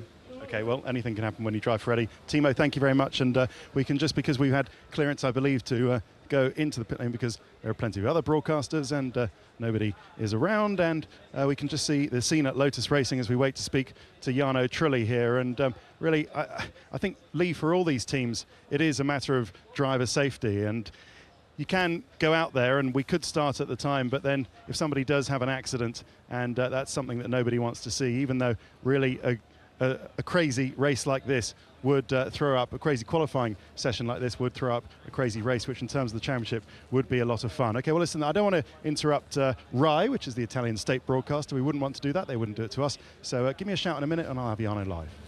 Ted, thanks very much. All the drivers are looking for something to do down there, and some have been fooling around in their garages. I think we can see Sebastian Vettel, who's acting a little bit like a synchronised swimmer. Everyone's trying to just keep themselves, maybe not focused, but just killing the time, because as you said earlier on, I mean, they don't think they're going to get out, but then Charlie hasn't said that they're definitely not. It's an awkward situation. Well, it is, and as Eddie said, I think that we're just delaying the inevitable. This session isn't going to happen. The rain is constant. I'm sorry for the people at home who've got up early to see this qualifying session, but you know, the cars are just not designed to race in these conditions. Just going back a touch, interesting. Everybody wants to start karting when they want to get on and future their careers in motor racing, and inevitably, hopefully, for them to wind up in Formula One. Interesting thing about Sato, because when he came to me and he talked about his racing escapades, he showed me his CV, and it started with cycling. He was a top world-class cyclist, and anyone can start anywhere these days. Well, I think it probably explains a bit about his driving if he started a bit later. You'd come up with something like that, but that's, I think, very unfair. Okay, well, let's take a look, because these are live shots. That was Alex Wirtz, who's just fled from us and is now sitting inside the safety car. Lucas de Grassi there, just having a look around him, and he's looking quite relaxed. I don't think he's going to be doing too much. He's having a little wave at the moment. He's actually he's my neighbour in Monaco. I've moved into a new apartment and he's next door, so I'm hoping to experience a little bit of Brazilian cooking at some point. Well, I filmed with him in that apartment. He's never used the cooker. There was no food. There was quite a lot of alcoholic beverages, which might be up your street, but there was no food. So he goes to Massa. Does Massa live downstairs? He's upstairs. He's upstairs. And Heinz Harald Frentzen, who's an old driver from Eddie as well, lives downstairs. So F1 Towers. We remain friendly, weren't we? Don't bring up all these names. It's just you and I. We are very happy to live in the UK, aren't we, Lee? Oh, we're delighted. It's just like being here. I think UK is basking in sunshine as we speak. Look what happened at the Ryder Cup last week, and they had a dreadful first day, just like what we're having here. And they had a magnificent event. Let's hope ours is as good. The UK is basking in sunshine, and where's Jake Humphrey? Funny that. Ted Kravitz is still in the pit lane. Well, Jarno, did you go out in this morning's wet session when it was pretty much like this, and what was it like? I think it's the right decision to abort or delay for the moment the qualifying.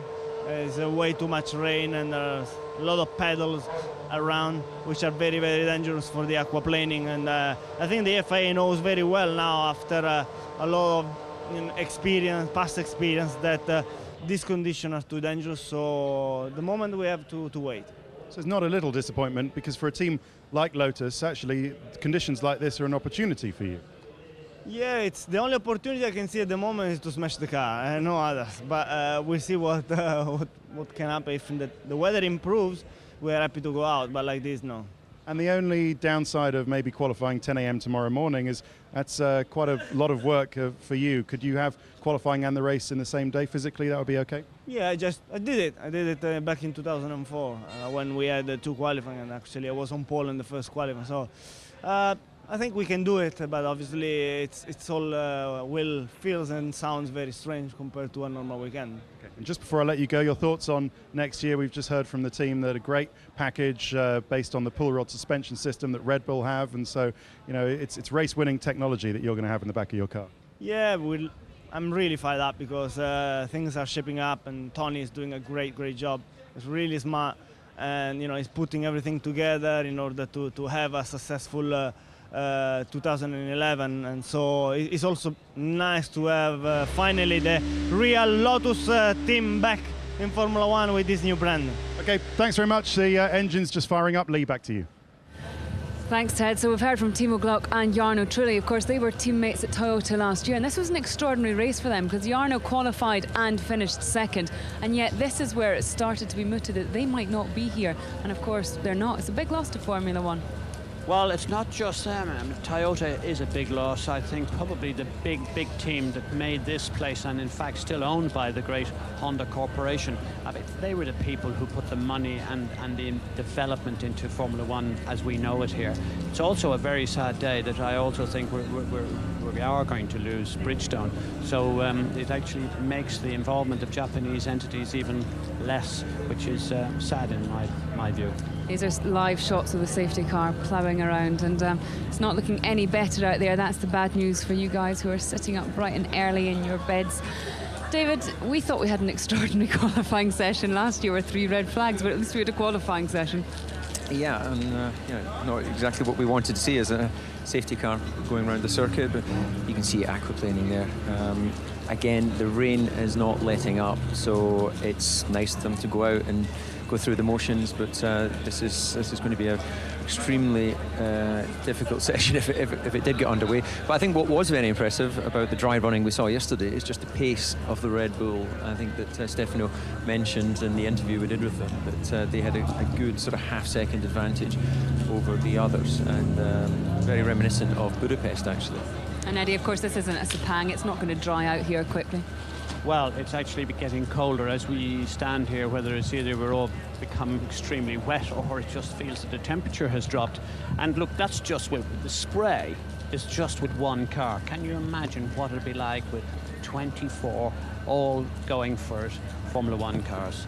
The visibility will be zero, and I think there is no chance, and I say it again without going on about it, there's no chance in my view that from a safety aspect you could let these cars out on this track.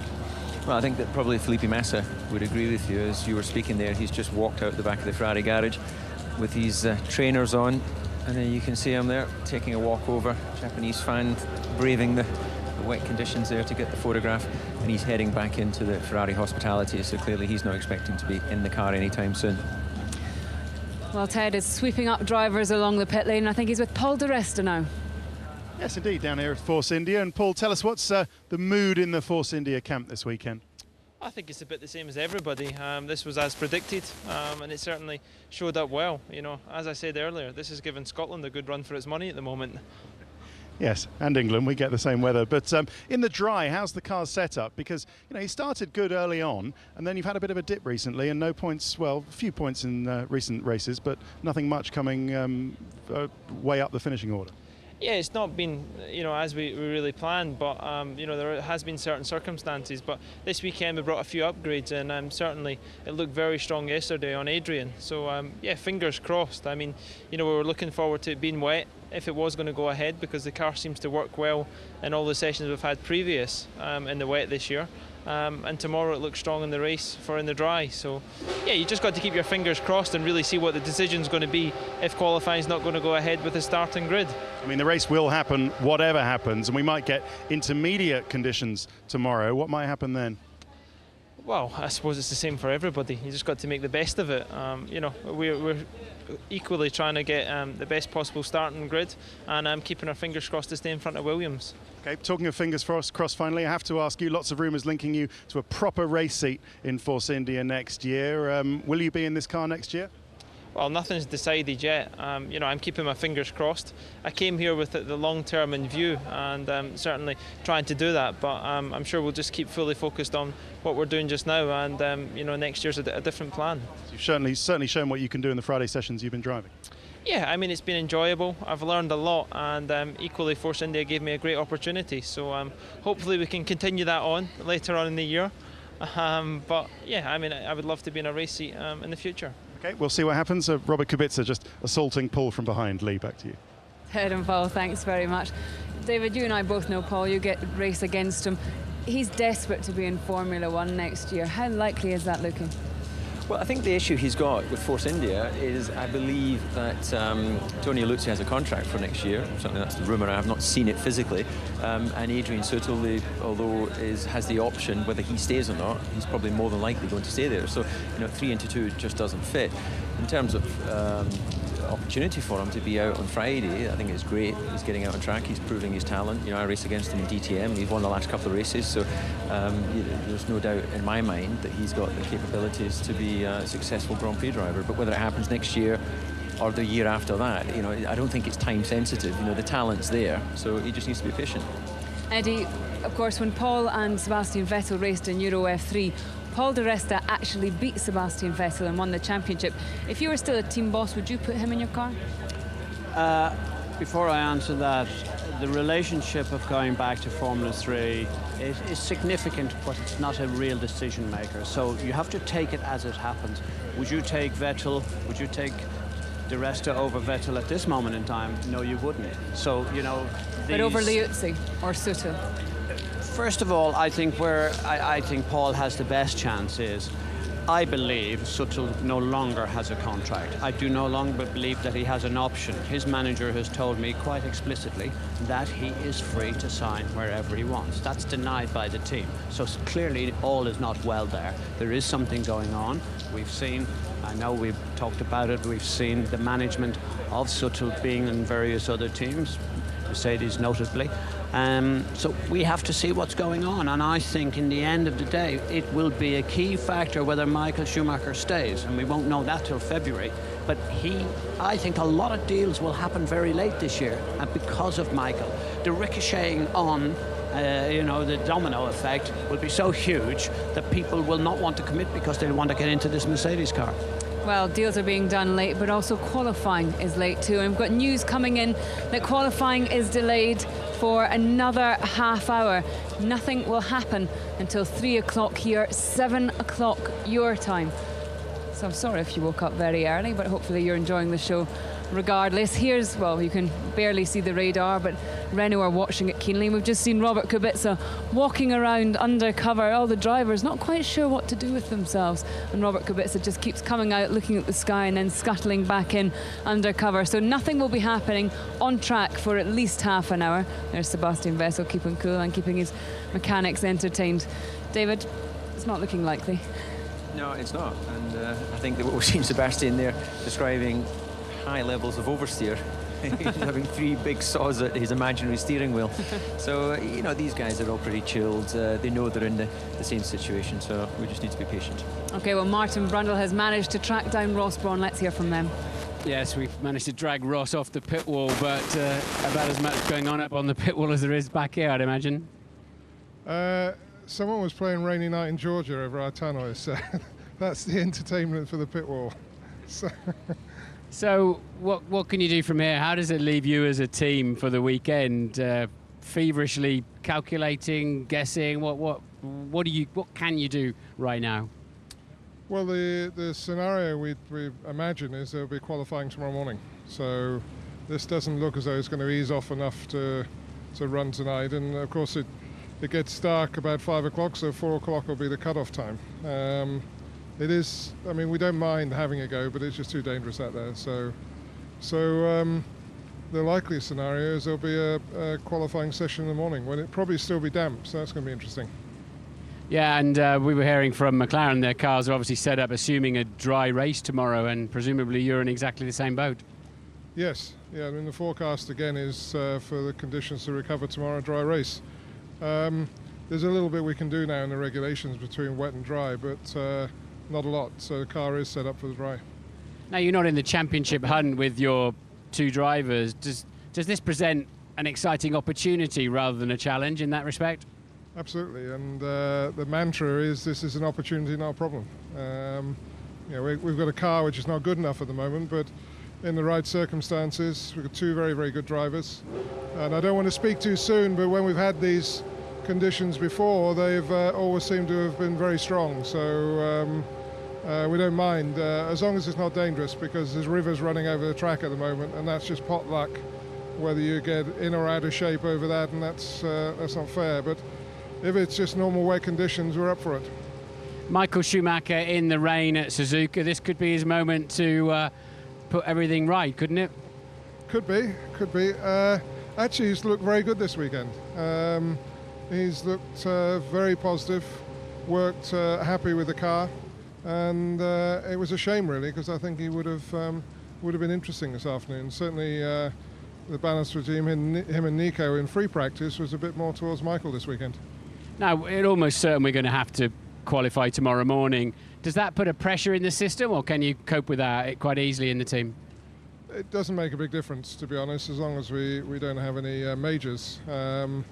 With Parc Ferme now, where we can't do a lot to the cars anyway, then we've all got used to leaving the cars alone between qualifying and a race, doing all the race work we need to do on a Friday night. So the cars, it makes very little difference whether we qualify now or we qualify tomorrow morning.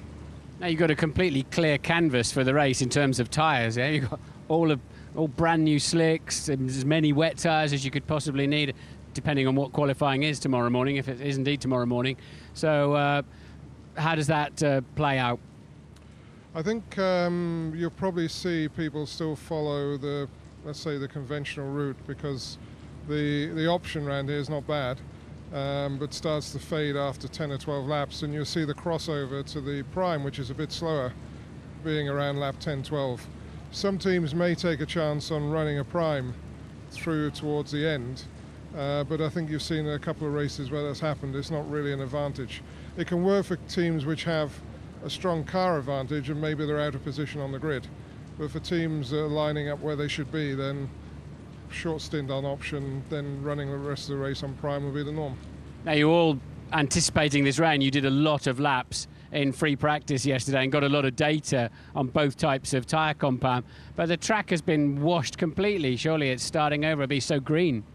It will be. But I think even so, the models we have, which if we start on prime and ran prime for 30 laps or so and then went on to an option, still doesn't look as good as pushing out on an option to begin with. So basically you're not clueless going into the race. The information you've got to date and from previous years, nobody's going to end up on the grid with a hopelessly out of balance car by the sounds of it. No, there was a good enough day yesterday, and we have little things we can do with the car regardless. We've got the electronic diff, which we can still adjust. We've got the electronic front wing. You can do a bit with tyre pressures. So there's still final adjustments we can still manage, whatever stage we're at. I can see exactly why you see it as an opportunity rather than a challenge. And thank you for your time, Ross. Back to you, Lee. Martin, thanks very much. This is how people are keeping themselves amused with some high-tech boats there. Is that a Japanese boat? And a Swiss boat. Floating its way down the pit lane. It's very impressive. I mean, look how dark it looks in there, though. No boats on the grid. No boats on the grid, but that's how everyone's just trying to keep themselves amused at the moment. Eddie is looking like he's trying to do something. What are you trying to do? We're not going to be outdone by any other performer. I have a special little gift of our own little boat for Lee on this, her first day in charge. Well done to you. And what a day to be in charge. Well, thank you, Eddie. What do we do with this? You'll remember this day, won't you, Lee? I don't think I'm going to forget it quickly. It's very generous, isn't it? That's it. What is it supposed to be? It's a hat to keep me dry. No, indeed it's not. It has been very carefully manufactured. We're going to try and see if we can outdo everyone and win the race of the paper little ships, boats, call them what you like. Are you going to venture out? Did you used to have a Blue Peter badge or something? Blue Peter never made it to Ireland, I'm afraid. We have the equivalent. It was called Shorsha or somebody like that. You people who understand the Gaelic language will know clearly who Shorsha was.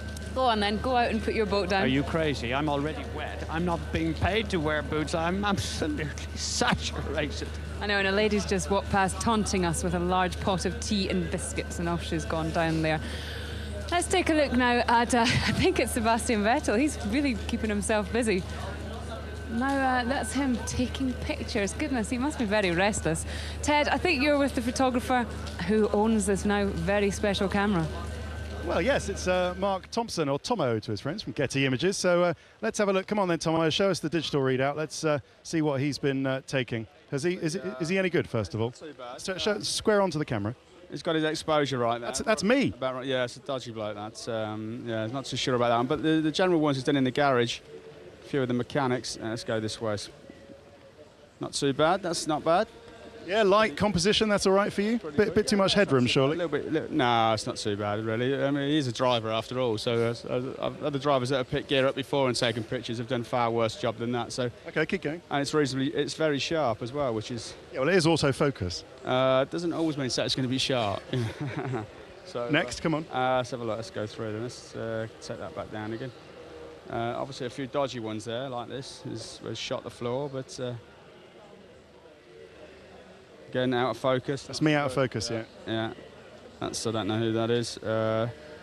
He's obviously turned the tables on. This is what he sees when we're in the garage. That's a picture. Okay, very good. Well, you never know. You might make photographer yet. And Lee, you can see Sebastian at the back of the garage, and no signs of championship tension with him, possibly because he knows there's nothing to get tense about, because we're very probably not going to have to go out for qualifying. So, but a marked difference, I think. Sebastian, you can see just hanging out, relaxing with Dr. Helmut Marko and the mechanics.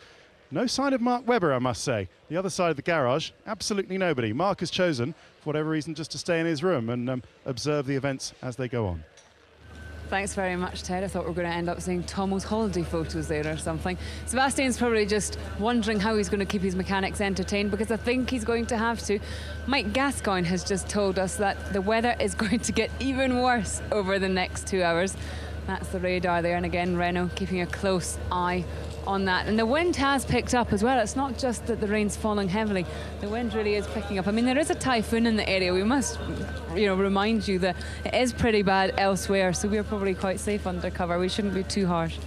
Yeah, no, and what we just saw there was Mark Slade, who's one of the engineers at Renault. He was many years at McLaren, worked with Mika Hakkinen, and oversaw his 2 World Championships. So obviously these engineers do move around the pit lane like the drivers, so nothing lasts forever, and no loyalty in this business, is there? Certainly not, but drivers are very loyal to Suzuka. This isn't normally a place that they absolutely love coming to. It really gets their hearts pounding, so let's find out what they think of this track. I like this place. I like this circuit a lot. To me, it's one of the best in the world. It's a very fast and flowing circuit, and that's why we love it. And I think that every driver here will say it's one of their best circuits, along with Spa and maybe Monaco. A lot of high-speed corners, and really nice feeling when you bring the car to the limits in those corners. It feels like a bit of a roller coaster where you have no even 50 meters of straight line. To start the S's on the correct line and have a correct rhythm through the change of direction and a good balance and a good rear end in the car. I think it's very important.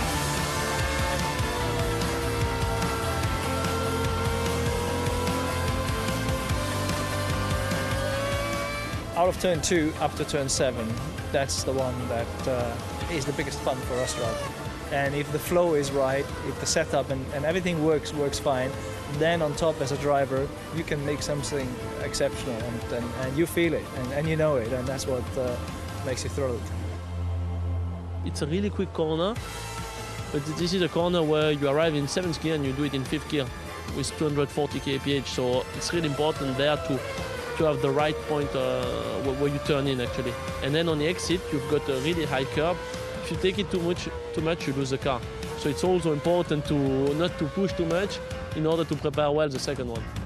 Spoon, the double left-hander, is quite difficult actually, because the first exit opens a bit more than you might imagine, and then also the second part is quite long, and if you hit it right, you should include the exit curb into your line, but if you go a bit wide, so obviously you lose a lot of lap time, and that is the important part there, to get the exit right, because after that there's a long straight, which actually includes the 130R, but that is flat nowadays, so obviously you need to make sure that you have maximum speed coming out of that corner. The 130R is a special corner. I think on the dry it's not such a problem. It's quite easy to take it flat. But maybe with now 130 kilos of fuel, it might be even more difficult. If you have a bit of bottoming, you might lose the car.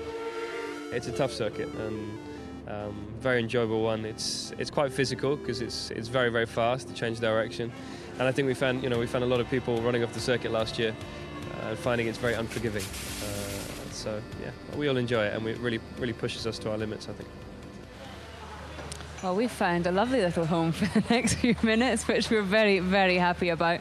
And look at all the poor people standing out behind us. And the rain actually seems worse in here now. That's because we're in the dry and shelter. We're probably getting cups of tea very, very soon. Now, let's just take a look at some of the weather shots. I think it's getting even worse outside, as we predicted. Mike Gascoigne, of course, was saying over the next 2 hours, things are going to get really, really desperate out there. Not that they aren't at the moment. I think Ted Kravitz, well, he's still lurking around in the pit lane, and he's down at Ferrari. Yes, Lee, and you can see these are live pictures from the Ferrari garage, and there's Fernando Alonso, just extremely as cool as you like, strutting his way around the garage and talking to his mechanics there. His engineer, Andrea Stella, is at the front of his car number 8.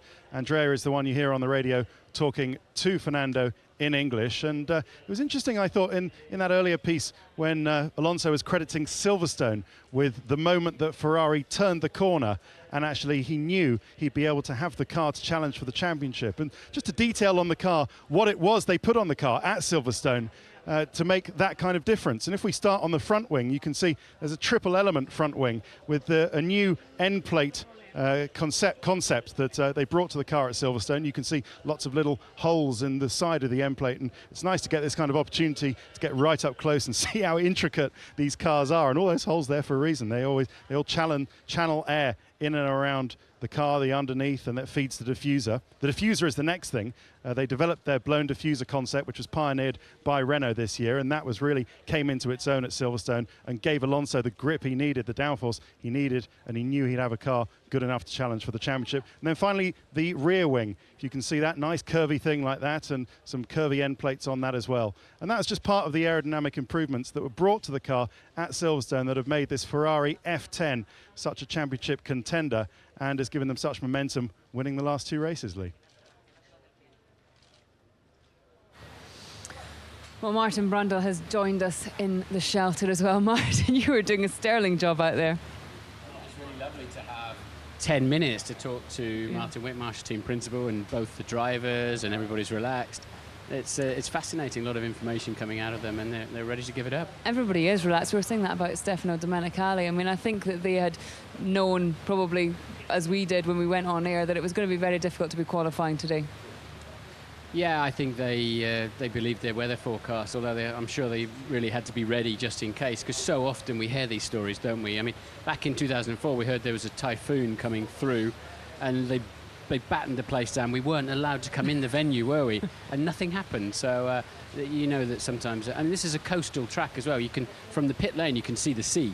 So anything can happen in this sort of environment, weather-wise. And yet, when we watched the VT of you in DC out at Degner yesterday, it looked like a different country. I mean, the sun was blazing. Yeah, well, it rains often here, doesn't it, in Japan? And yeah, you could get sunburned out there yesterday, ironically. And just tell us, David, what you're thinking at this moment, because it really is pounding down. I mean, it's going to be a long old day tomorrow if the drivers have to qualify and race on the same day.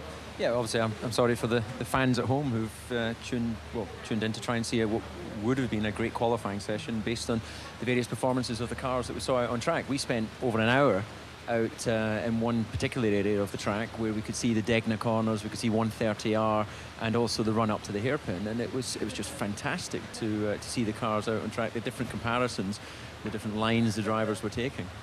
Well, I was mesmerised, and the one thing that really reminded me out there watching, you know, it's very easy to see a Toro Rosso or Antonio Liuzzi struggling, and you know, is Paul di Resta going to nick his job? He's having a bad season.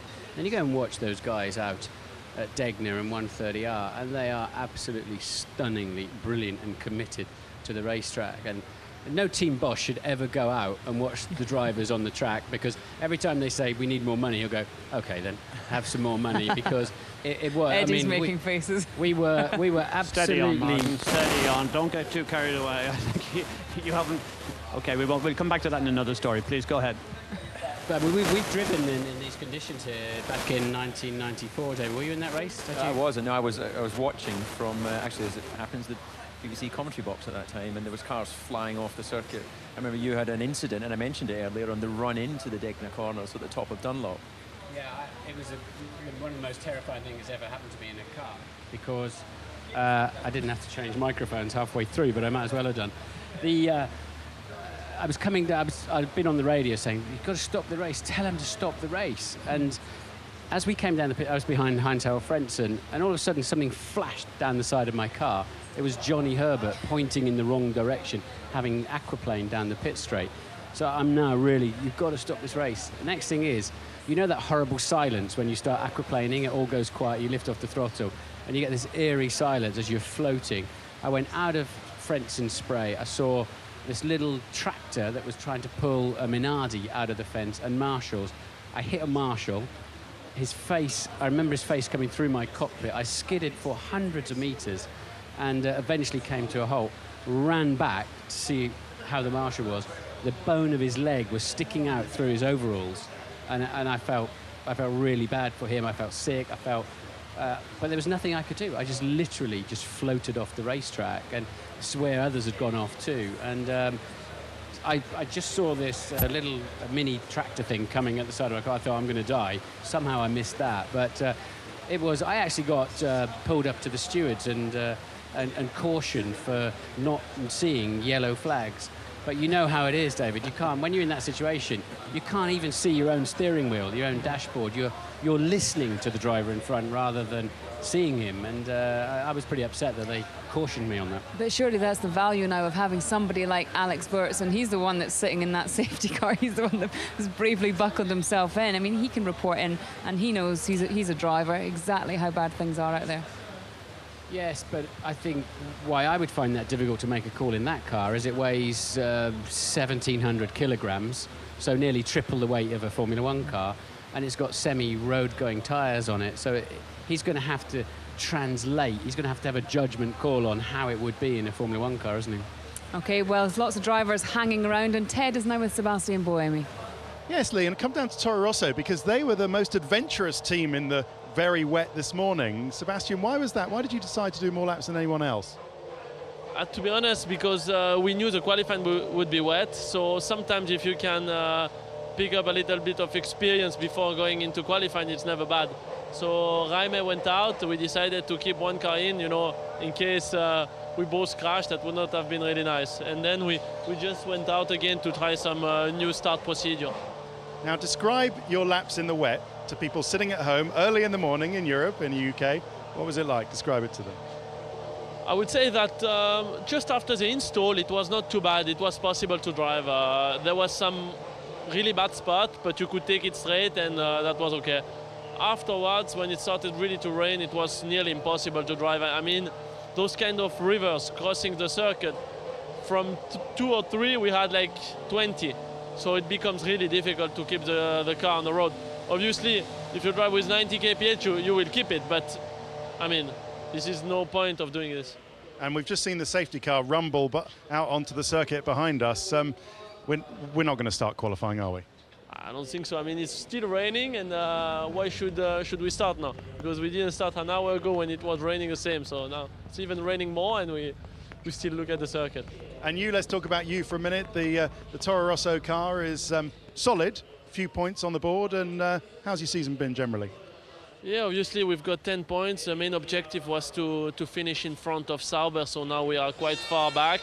But I mean, the season is not over. The team is pushing really hard to bring the F-Duct, because we know this is a really big gain. So if we can have it before the end of the season, we might have some good races. But it's still 4 races to go, we'll see.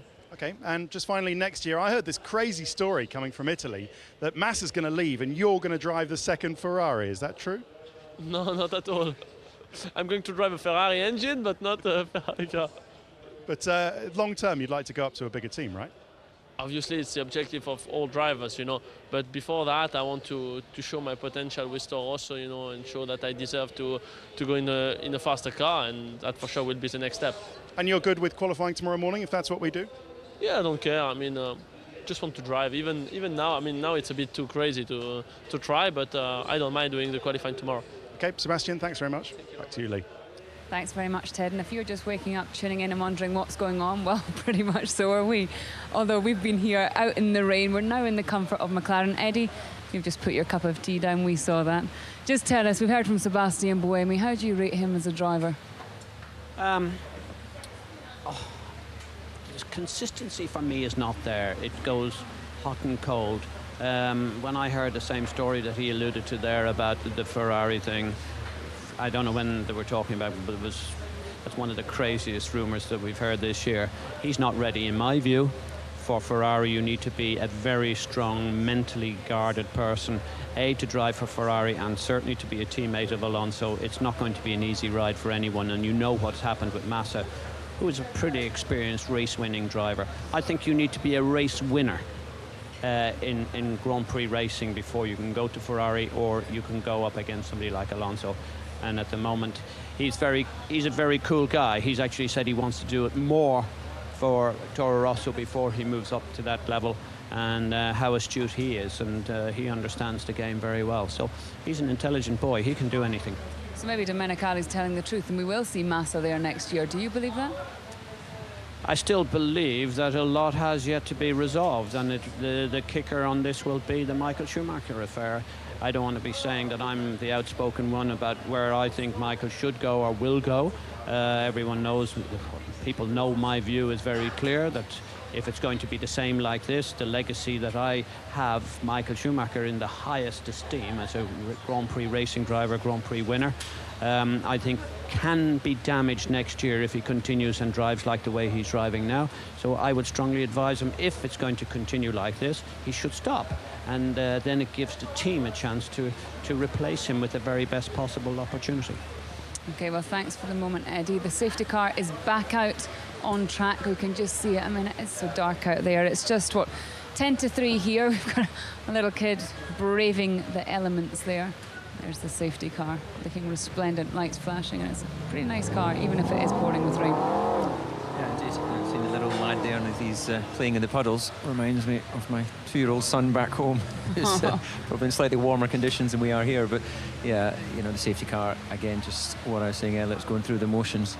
That's not going to happen today, Martin, is it? No, it's not, but the problem here is because of the undulations and the contour changes, that there'll be parts of the track where it actually looks workable in a Formula One car, but because the rivers form, and they'll be formed for a long time. Even if it stopped now, they'd still be here many hours, and maybe even tomorrow morning. It's a major issue here. Specific areas of the racetrack, as well as right now, just too much water generally. And this is the only downhill start in Formula One. When we were out there, you could see the water just cascading down. But what is the race director, what is Charlie Whiting actually waiting for? He said a decision at 3. Does he need to wait till 3 o'clock? I mean, it's raining so heavily now. Why wait? Well, we've got to create a grid for tomorrow's race somehow. And if he called it off an hour ago and it suddenly stopped raining, I mean, because it rains so hard and so often here, it is quite well drained. So it will eventually sort itself out. So he can't. He'd look pretty silly, wouldn't he, if it stopped raining and then all of a sudden we don't have a grid for tomorrow, with the World Championship certainly in the state it's in at the moment.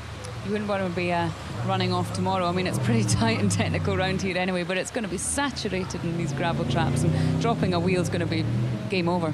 Yeah, indeed, especially when you have this artificial grass that they tend to put now behind the curbs. It really holds the water for a lot longer. The curbs themselves are built to an FIA standard. I think they call them some negative Vallelunga curves for whatever reason, so they won't be an issue. And again, if they do the qualifying tomorrow morning, then we saw that happen in 2004. I was part of that. It really wasn't an issue.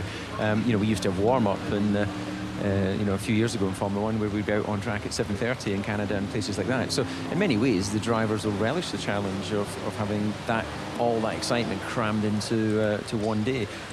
It's obviously just a bit disappointing for people tuned in at home and all the fans sitting in the grandstands watching the rainfall. But there is the danger, though, if you damage your car in qualifying, there's just absolutely no time to get it ready for the race.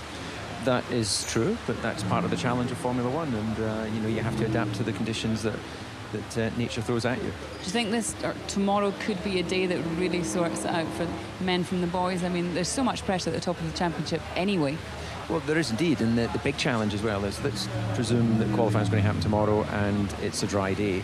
You know, you're going out on a green track, so everything they learnt on Friday, all this lovely rubber that they were laying down during the Friday practice sessions, is just being washed away now. So just because you had a car dialed in second practice on Friday doesn't mean it's going to be a good car when you run low fuel in qualifying on Sunday morning. So that could be quite a challenge for them, Martin. Yeah, this track already sorts the men from the boys when it's dry and conditions are perfect. So it's going to be a challenge, and yeah, as Ross pointed out earlier on, they do have tools available to them. They can change the differential, they can increase their front wing, they can do a tyre pressure change at the pit stop, any number of things like that to sort of help tune their car through the race. And the experienced drivers who really understand what's going on underneath them will maximise that, as well as driving what is a ferocious race. I think personally, for me, this is a tougher racetrack than Spa. Okay, well, the safety car is just headed back into the dry as well, but still out there, it's Ted Kravitz. Yes, thank you, Lee. And this is nice, actually. It gives us an opportunity to show you some bits of Formula One that you might not see during a usual qualifying session. And so let's see what happens on the pit wall. And we can also have a look at the weather radar, which is just loading up behind us. Peeking out from behind here is Lotus Chief Technical Officer Mike Gascoigne. Michael, I'm going to give you the microphone and just talk us through what you've got on the pit wall, what the radar is saying, and what you do up here. Oh, actually, what's that? There will be another half-hour delay until the top of the hour. Well, that's not great. OK, off you go, Michael. Tell us what you got up here. Well, morning, everyone. It's just loading up, but we use both the radar displays from the FIA and also local ones because they can be a little more accurate. It's just taking its time to load up, as it obviously would in these situations, but we check this every session, especially when it's very, very good for predicting when the rain's going to come in. Very, very accurate. Really does help us in these situations, although as it is at the moment you don't need any help because it's pouring down with rain and there's absolutely no chance of us going out at all. But and while we wait for that, Mike, tell us about all the panels up here. What position is this here? Who are you talking to? Who are all the panels up here talking to, and what do they do? Talk us through that. Well, we have the 4 screens, which are the 4 screens that the FIA put up. So we've got all the information, lap time information, and also what's going out on the track, messages from race control. Up on this one, we would have the telemetry, which would be showing what's happening with the car. But if you look on this one, we've got the radar data. We're in the middle. So this is just stepping through, and basically you can see that green area is the heavy rain, and basically that's the picture over the last hour or so, and you can see the area of heavy rain isn't changing, and we've got a local one that's predicting that for the next couple of hours, and unfortunately it's exactly the same and getting heavier. Charlie Whiting said to us at the beginning of when we thought qualifying was happening, 2 o'clock local time, almost an hour ago now, that he'd wait until 4 p.m. to make a final decision. Is there any point us doing that? Well, I think in his case, he's in a rock and a hard place. I feel really sorry for him because he's got to try and get this on. He's got all the fans here. He's got everything going on. So he's got to do his job. I think 4 o'clock, it's dark by 5, so there'd be no chance of us running past then. But unfortunately, there's not much else he can do. And look, Heikki's manager. So what's the thinking behind this, Heikki? Oh, it's just beat the other teams down the pit lane, so is he okay to send? I think send it, yeah. I mean, it's the only thing we can possibly win this year. So, thanks, Ted. You've got me soaking wet. Well, come on, let's have a look at it. It's not very often you see a Formula One driver launching his own craft down the pit lane. Let's have some commentary by Mr. Kovalainen himself. It's hit some kind of obstacle. Yeah, it's come on, let's give it a kick. Now we're waiting for the lights. It's waiting for it to go. Come on, give it a kick. Let's get it on its way. Oh, he doesn't want to get his race boots wet. Okay, here we go. So, beautiful. You could go out in this? Come on, you're brave. You could go out in this. You Finns, you do this kind of thing all the time. Yeah, I wouldn't mind, but I mean, whoa. It's okay, he didn't break it. Camera 1 didn't break it, don't worry, Heikki. Yeah, we just, we're waiting for the lights. It's not going yet because it's not green light. That's why. I'll stick to the design, I think, from here on in. I'll just let him drive them. He's obviously not got what it takes. I mean, you were out in this morning's session, weren't you? And was it genuinely impossible? I mean, I just did an installation lap earlier on. At that point, it was still okay. But then the rain started heavier, so it's just now I think it's too risky, and the circuit nature, the walls are very close, high-speed corners. If you hit the puddle, you'll obviously damage the car, and then someone can get hurt. So we leave it to Charlie to make the call, and I'm sure he knows when it will be good enough to go out. Okay, random question to end up. Who's going to win the championship, both of you? Who is in contention? Who's in contention? Well, Alonso, Vettel, Webber. Come on, who's going to win the championship? I don't care, to be honest. As long as if I'm not there, I don't care. Who's best equipped to win the championship? I think the Red Bull is probably the quickest car, so maybe they should be winning it, but I don't really care. Okay, well, you don't care, but that is your Red Bull. Thank you very much, Heikki. Michael, who do you think is going to win the championship and why? I think Red Bull's got the quickest car. Fernando's got the momentum and he's got the experience. Who knows, but it's going to be a great ending. I like the way that you've just dragged me out here and then put this umbrella up over Heikki and left me to get soaking wet. Don't think I'm going to forget that, mate. Right, okay, I think I'm in a bit of trouble here, Lee, so I'll hand back to you. Mike Gascoigne gets the measure of Ted Kravitz. Well, these are the scenes here at Suzuka. It's absolutely pouring with rain. I cannot believe how loyal the fans are. They're still sitting in the grandstands, just waiting for something to happen. The qualifying session, as Ted mentioned earlier, has been delayed for another half hour, so they're going to have to really wrap up. They should have brought the Kendall mint cake, I think. David, final thoughts? I mean, it's not looking good. Tomorrow's going to be a big day. Indeed, but they're well equipped here at dealing with the qualifying and race in the same day. We had exactly that in 2004, and it just will add another twist to what's been a fantastic Grand Prix season. Eddie, there's a lot of rookies out there, and as a team boss, former team boss, what would you be saying to them? Because there's a lot for them to contend with. You don't want to get a damaged car, but by the same account, you don't want them toddling around at the back.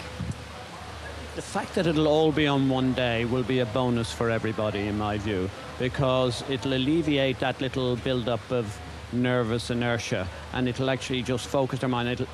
Tomorrow will be a blur. It'll be a blur for everyone. It'll be a blur for us, but it'll be a bigger blur for the teams and the drivers. It'll just go like a snapshot. And for that reason, anything can happen. I think we are probably going to have such an exciting day. I'm not that disappointed that the qualifying hasn't happened, because we now know what has happened in 2004. We had an extraordinary race as a result. Let's hope it's nice and dry. This is my view. I'm very happy about having it all on one day. Martin, is this something which gives drivers headaches, or will some of the drivers be thriving in this? Well, they all seem calm, the ones we found, didn't they? And they have to just mind manage. I think this confirms that a Grand Prix weekend doesn't need to be one day on a Thursday in preparation and 3 days of running. We could have a Grand Prix in a couple of days, and a lot of people are pushing for that to save costs and make it more intense. It would be a bit difficult if quali was predicted for Sunday morning and then we had this rain, so we couldn't get that in. But they'll just go and drive the race car and get on with it. We saw Lewis, Jensen, we saw so much of Sebastian entertaining his mechanics. We didn't see anything of Fernando or Mark. Are they just the sensible ones staying in from the rain? Well, partly that, and partly the drivers know when they're being filmed. And if you put yourself sitting in the front of the garage, then it's no surprise that the cameras are going to be there. And some enjoy it and wave at the camera, and others are a bit more guarded. And you're not going to see Fernando out there waving at the camera, are you? He's been around for a few years. He likes his privacy, and he does his performing on the racetrack. Eddie, will it be a dry day tomorrow? You seem to know lots and lots of these things. You can never actually guess what's happening. Suzuka has that magical ring to it, and I think that anyone who makes a prophecy as to what the weather is going to be like is a very brave person. So what's it going to be then? It's never stopped. I think it is going to be dry, because you're a very brave person. Just like it was in the Ryder Cup, we're going to have a magic day tomorrow. Okay, well, we certainly do have a super Sunday of Formula One for you. Let's just take a final look at the weather, and it is absolutely pouring. You can see it behind us. We're in the comfort of McLaren.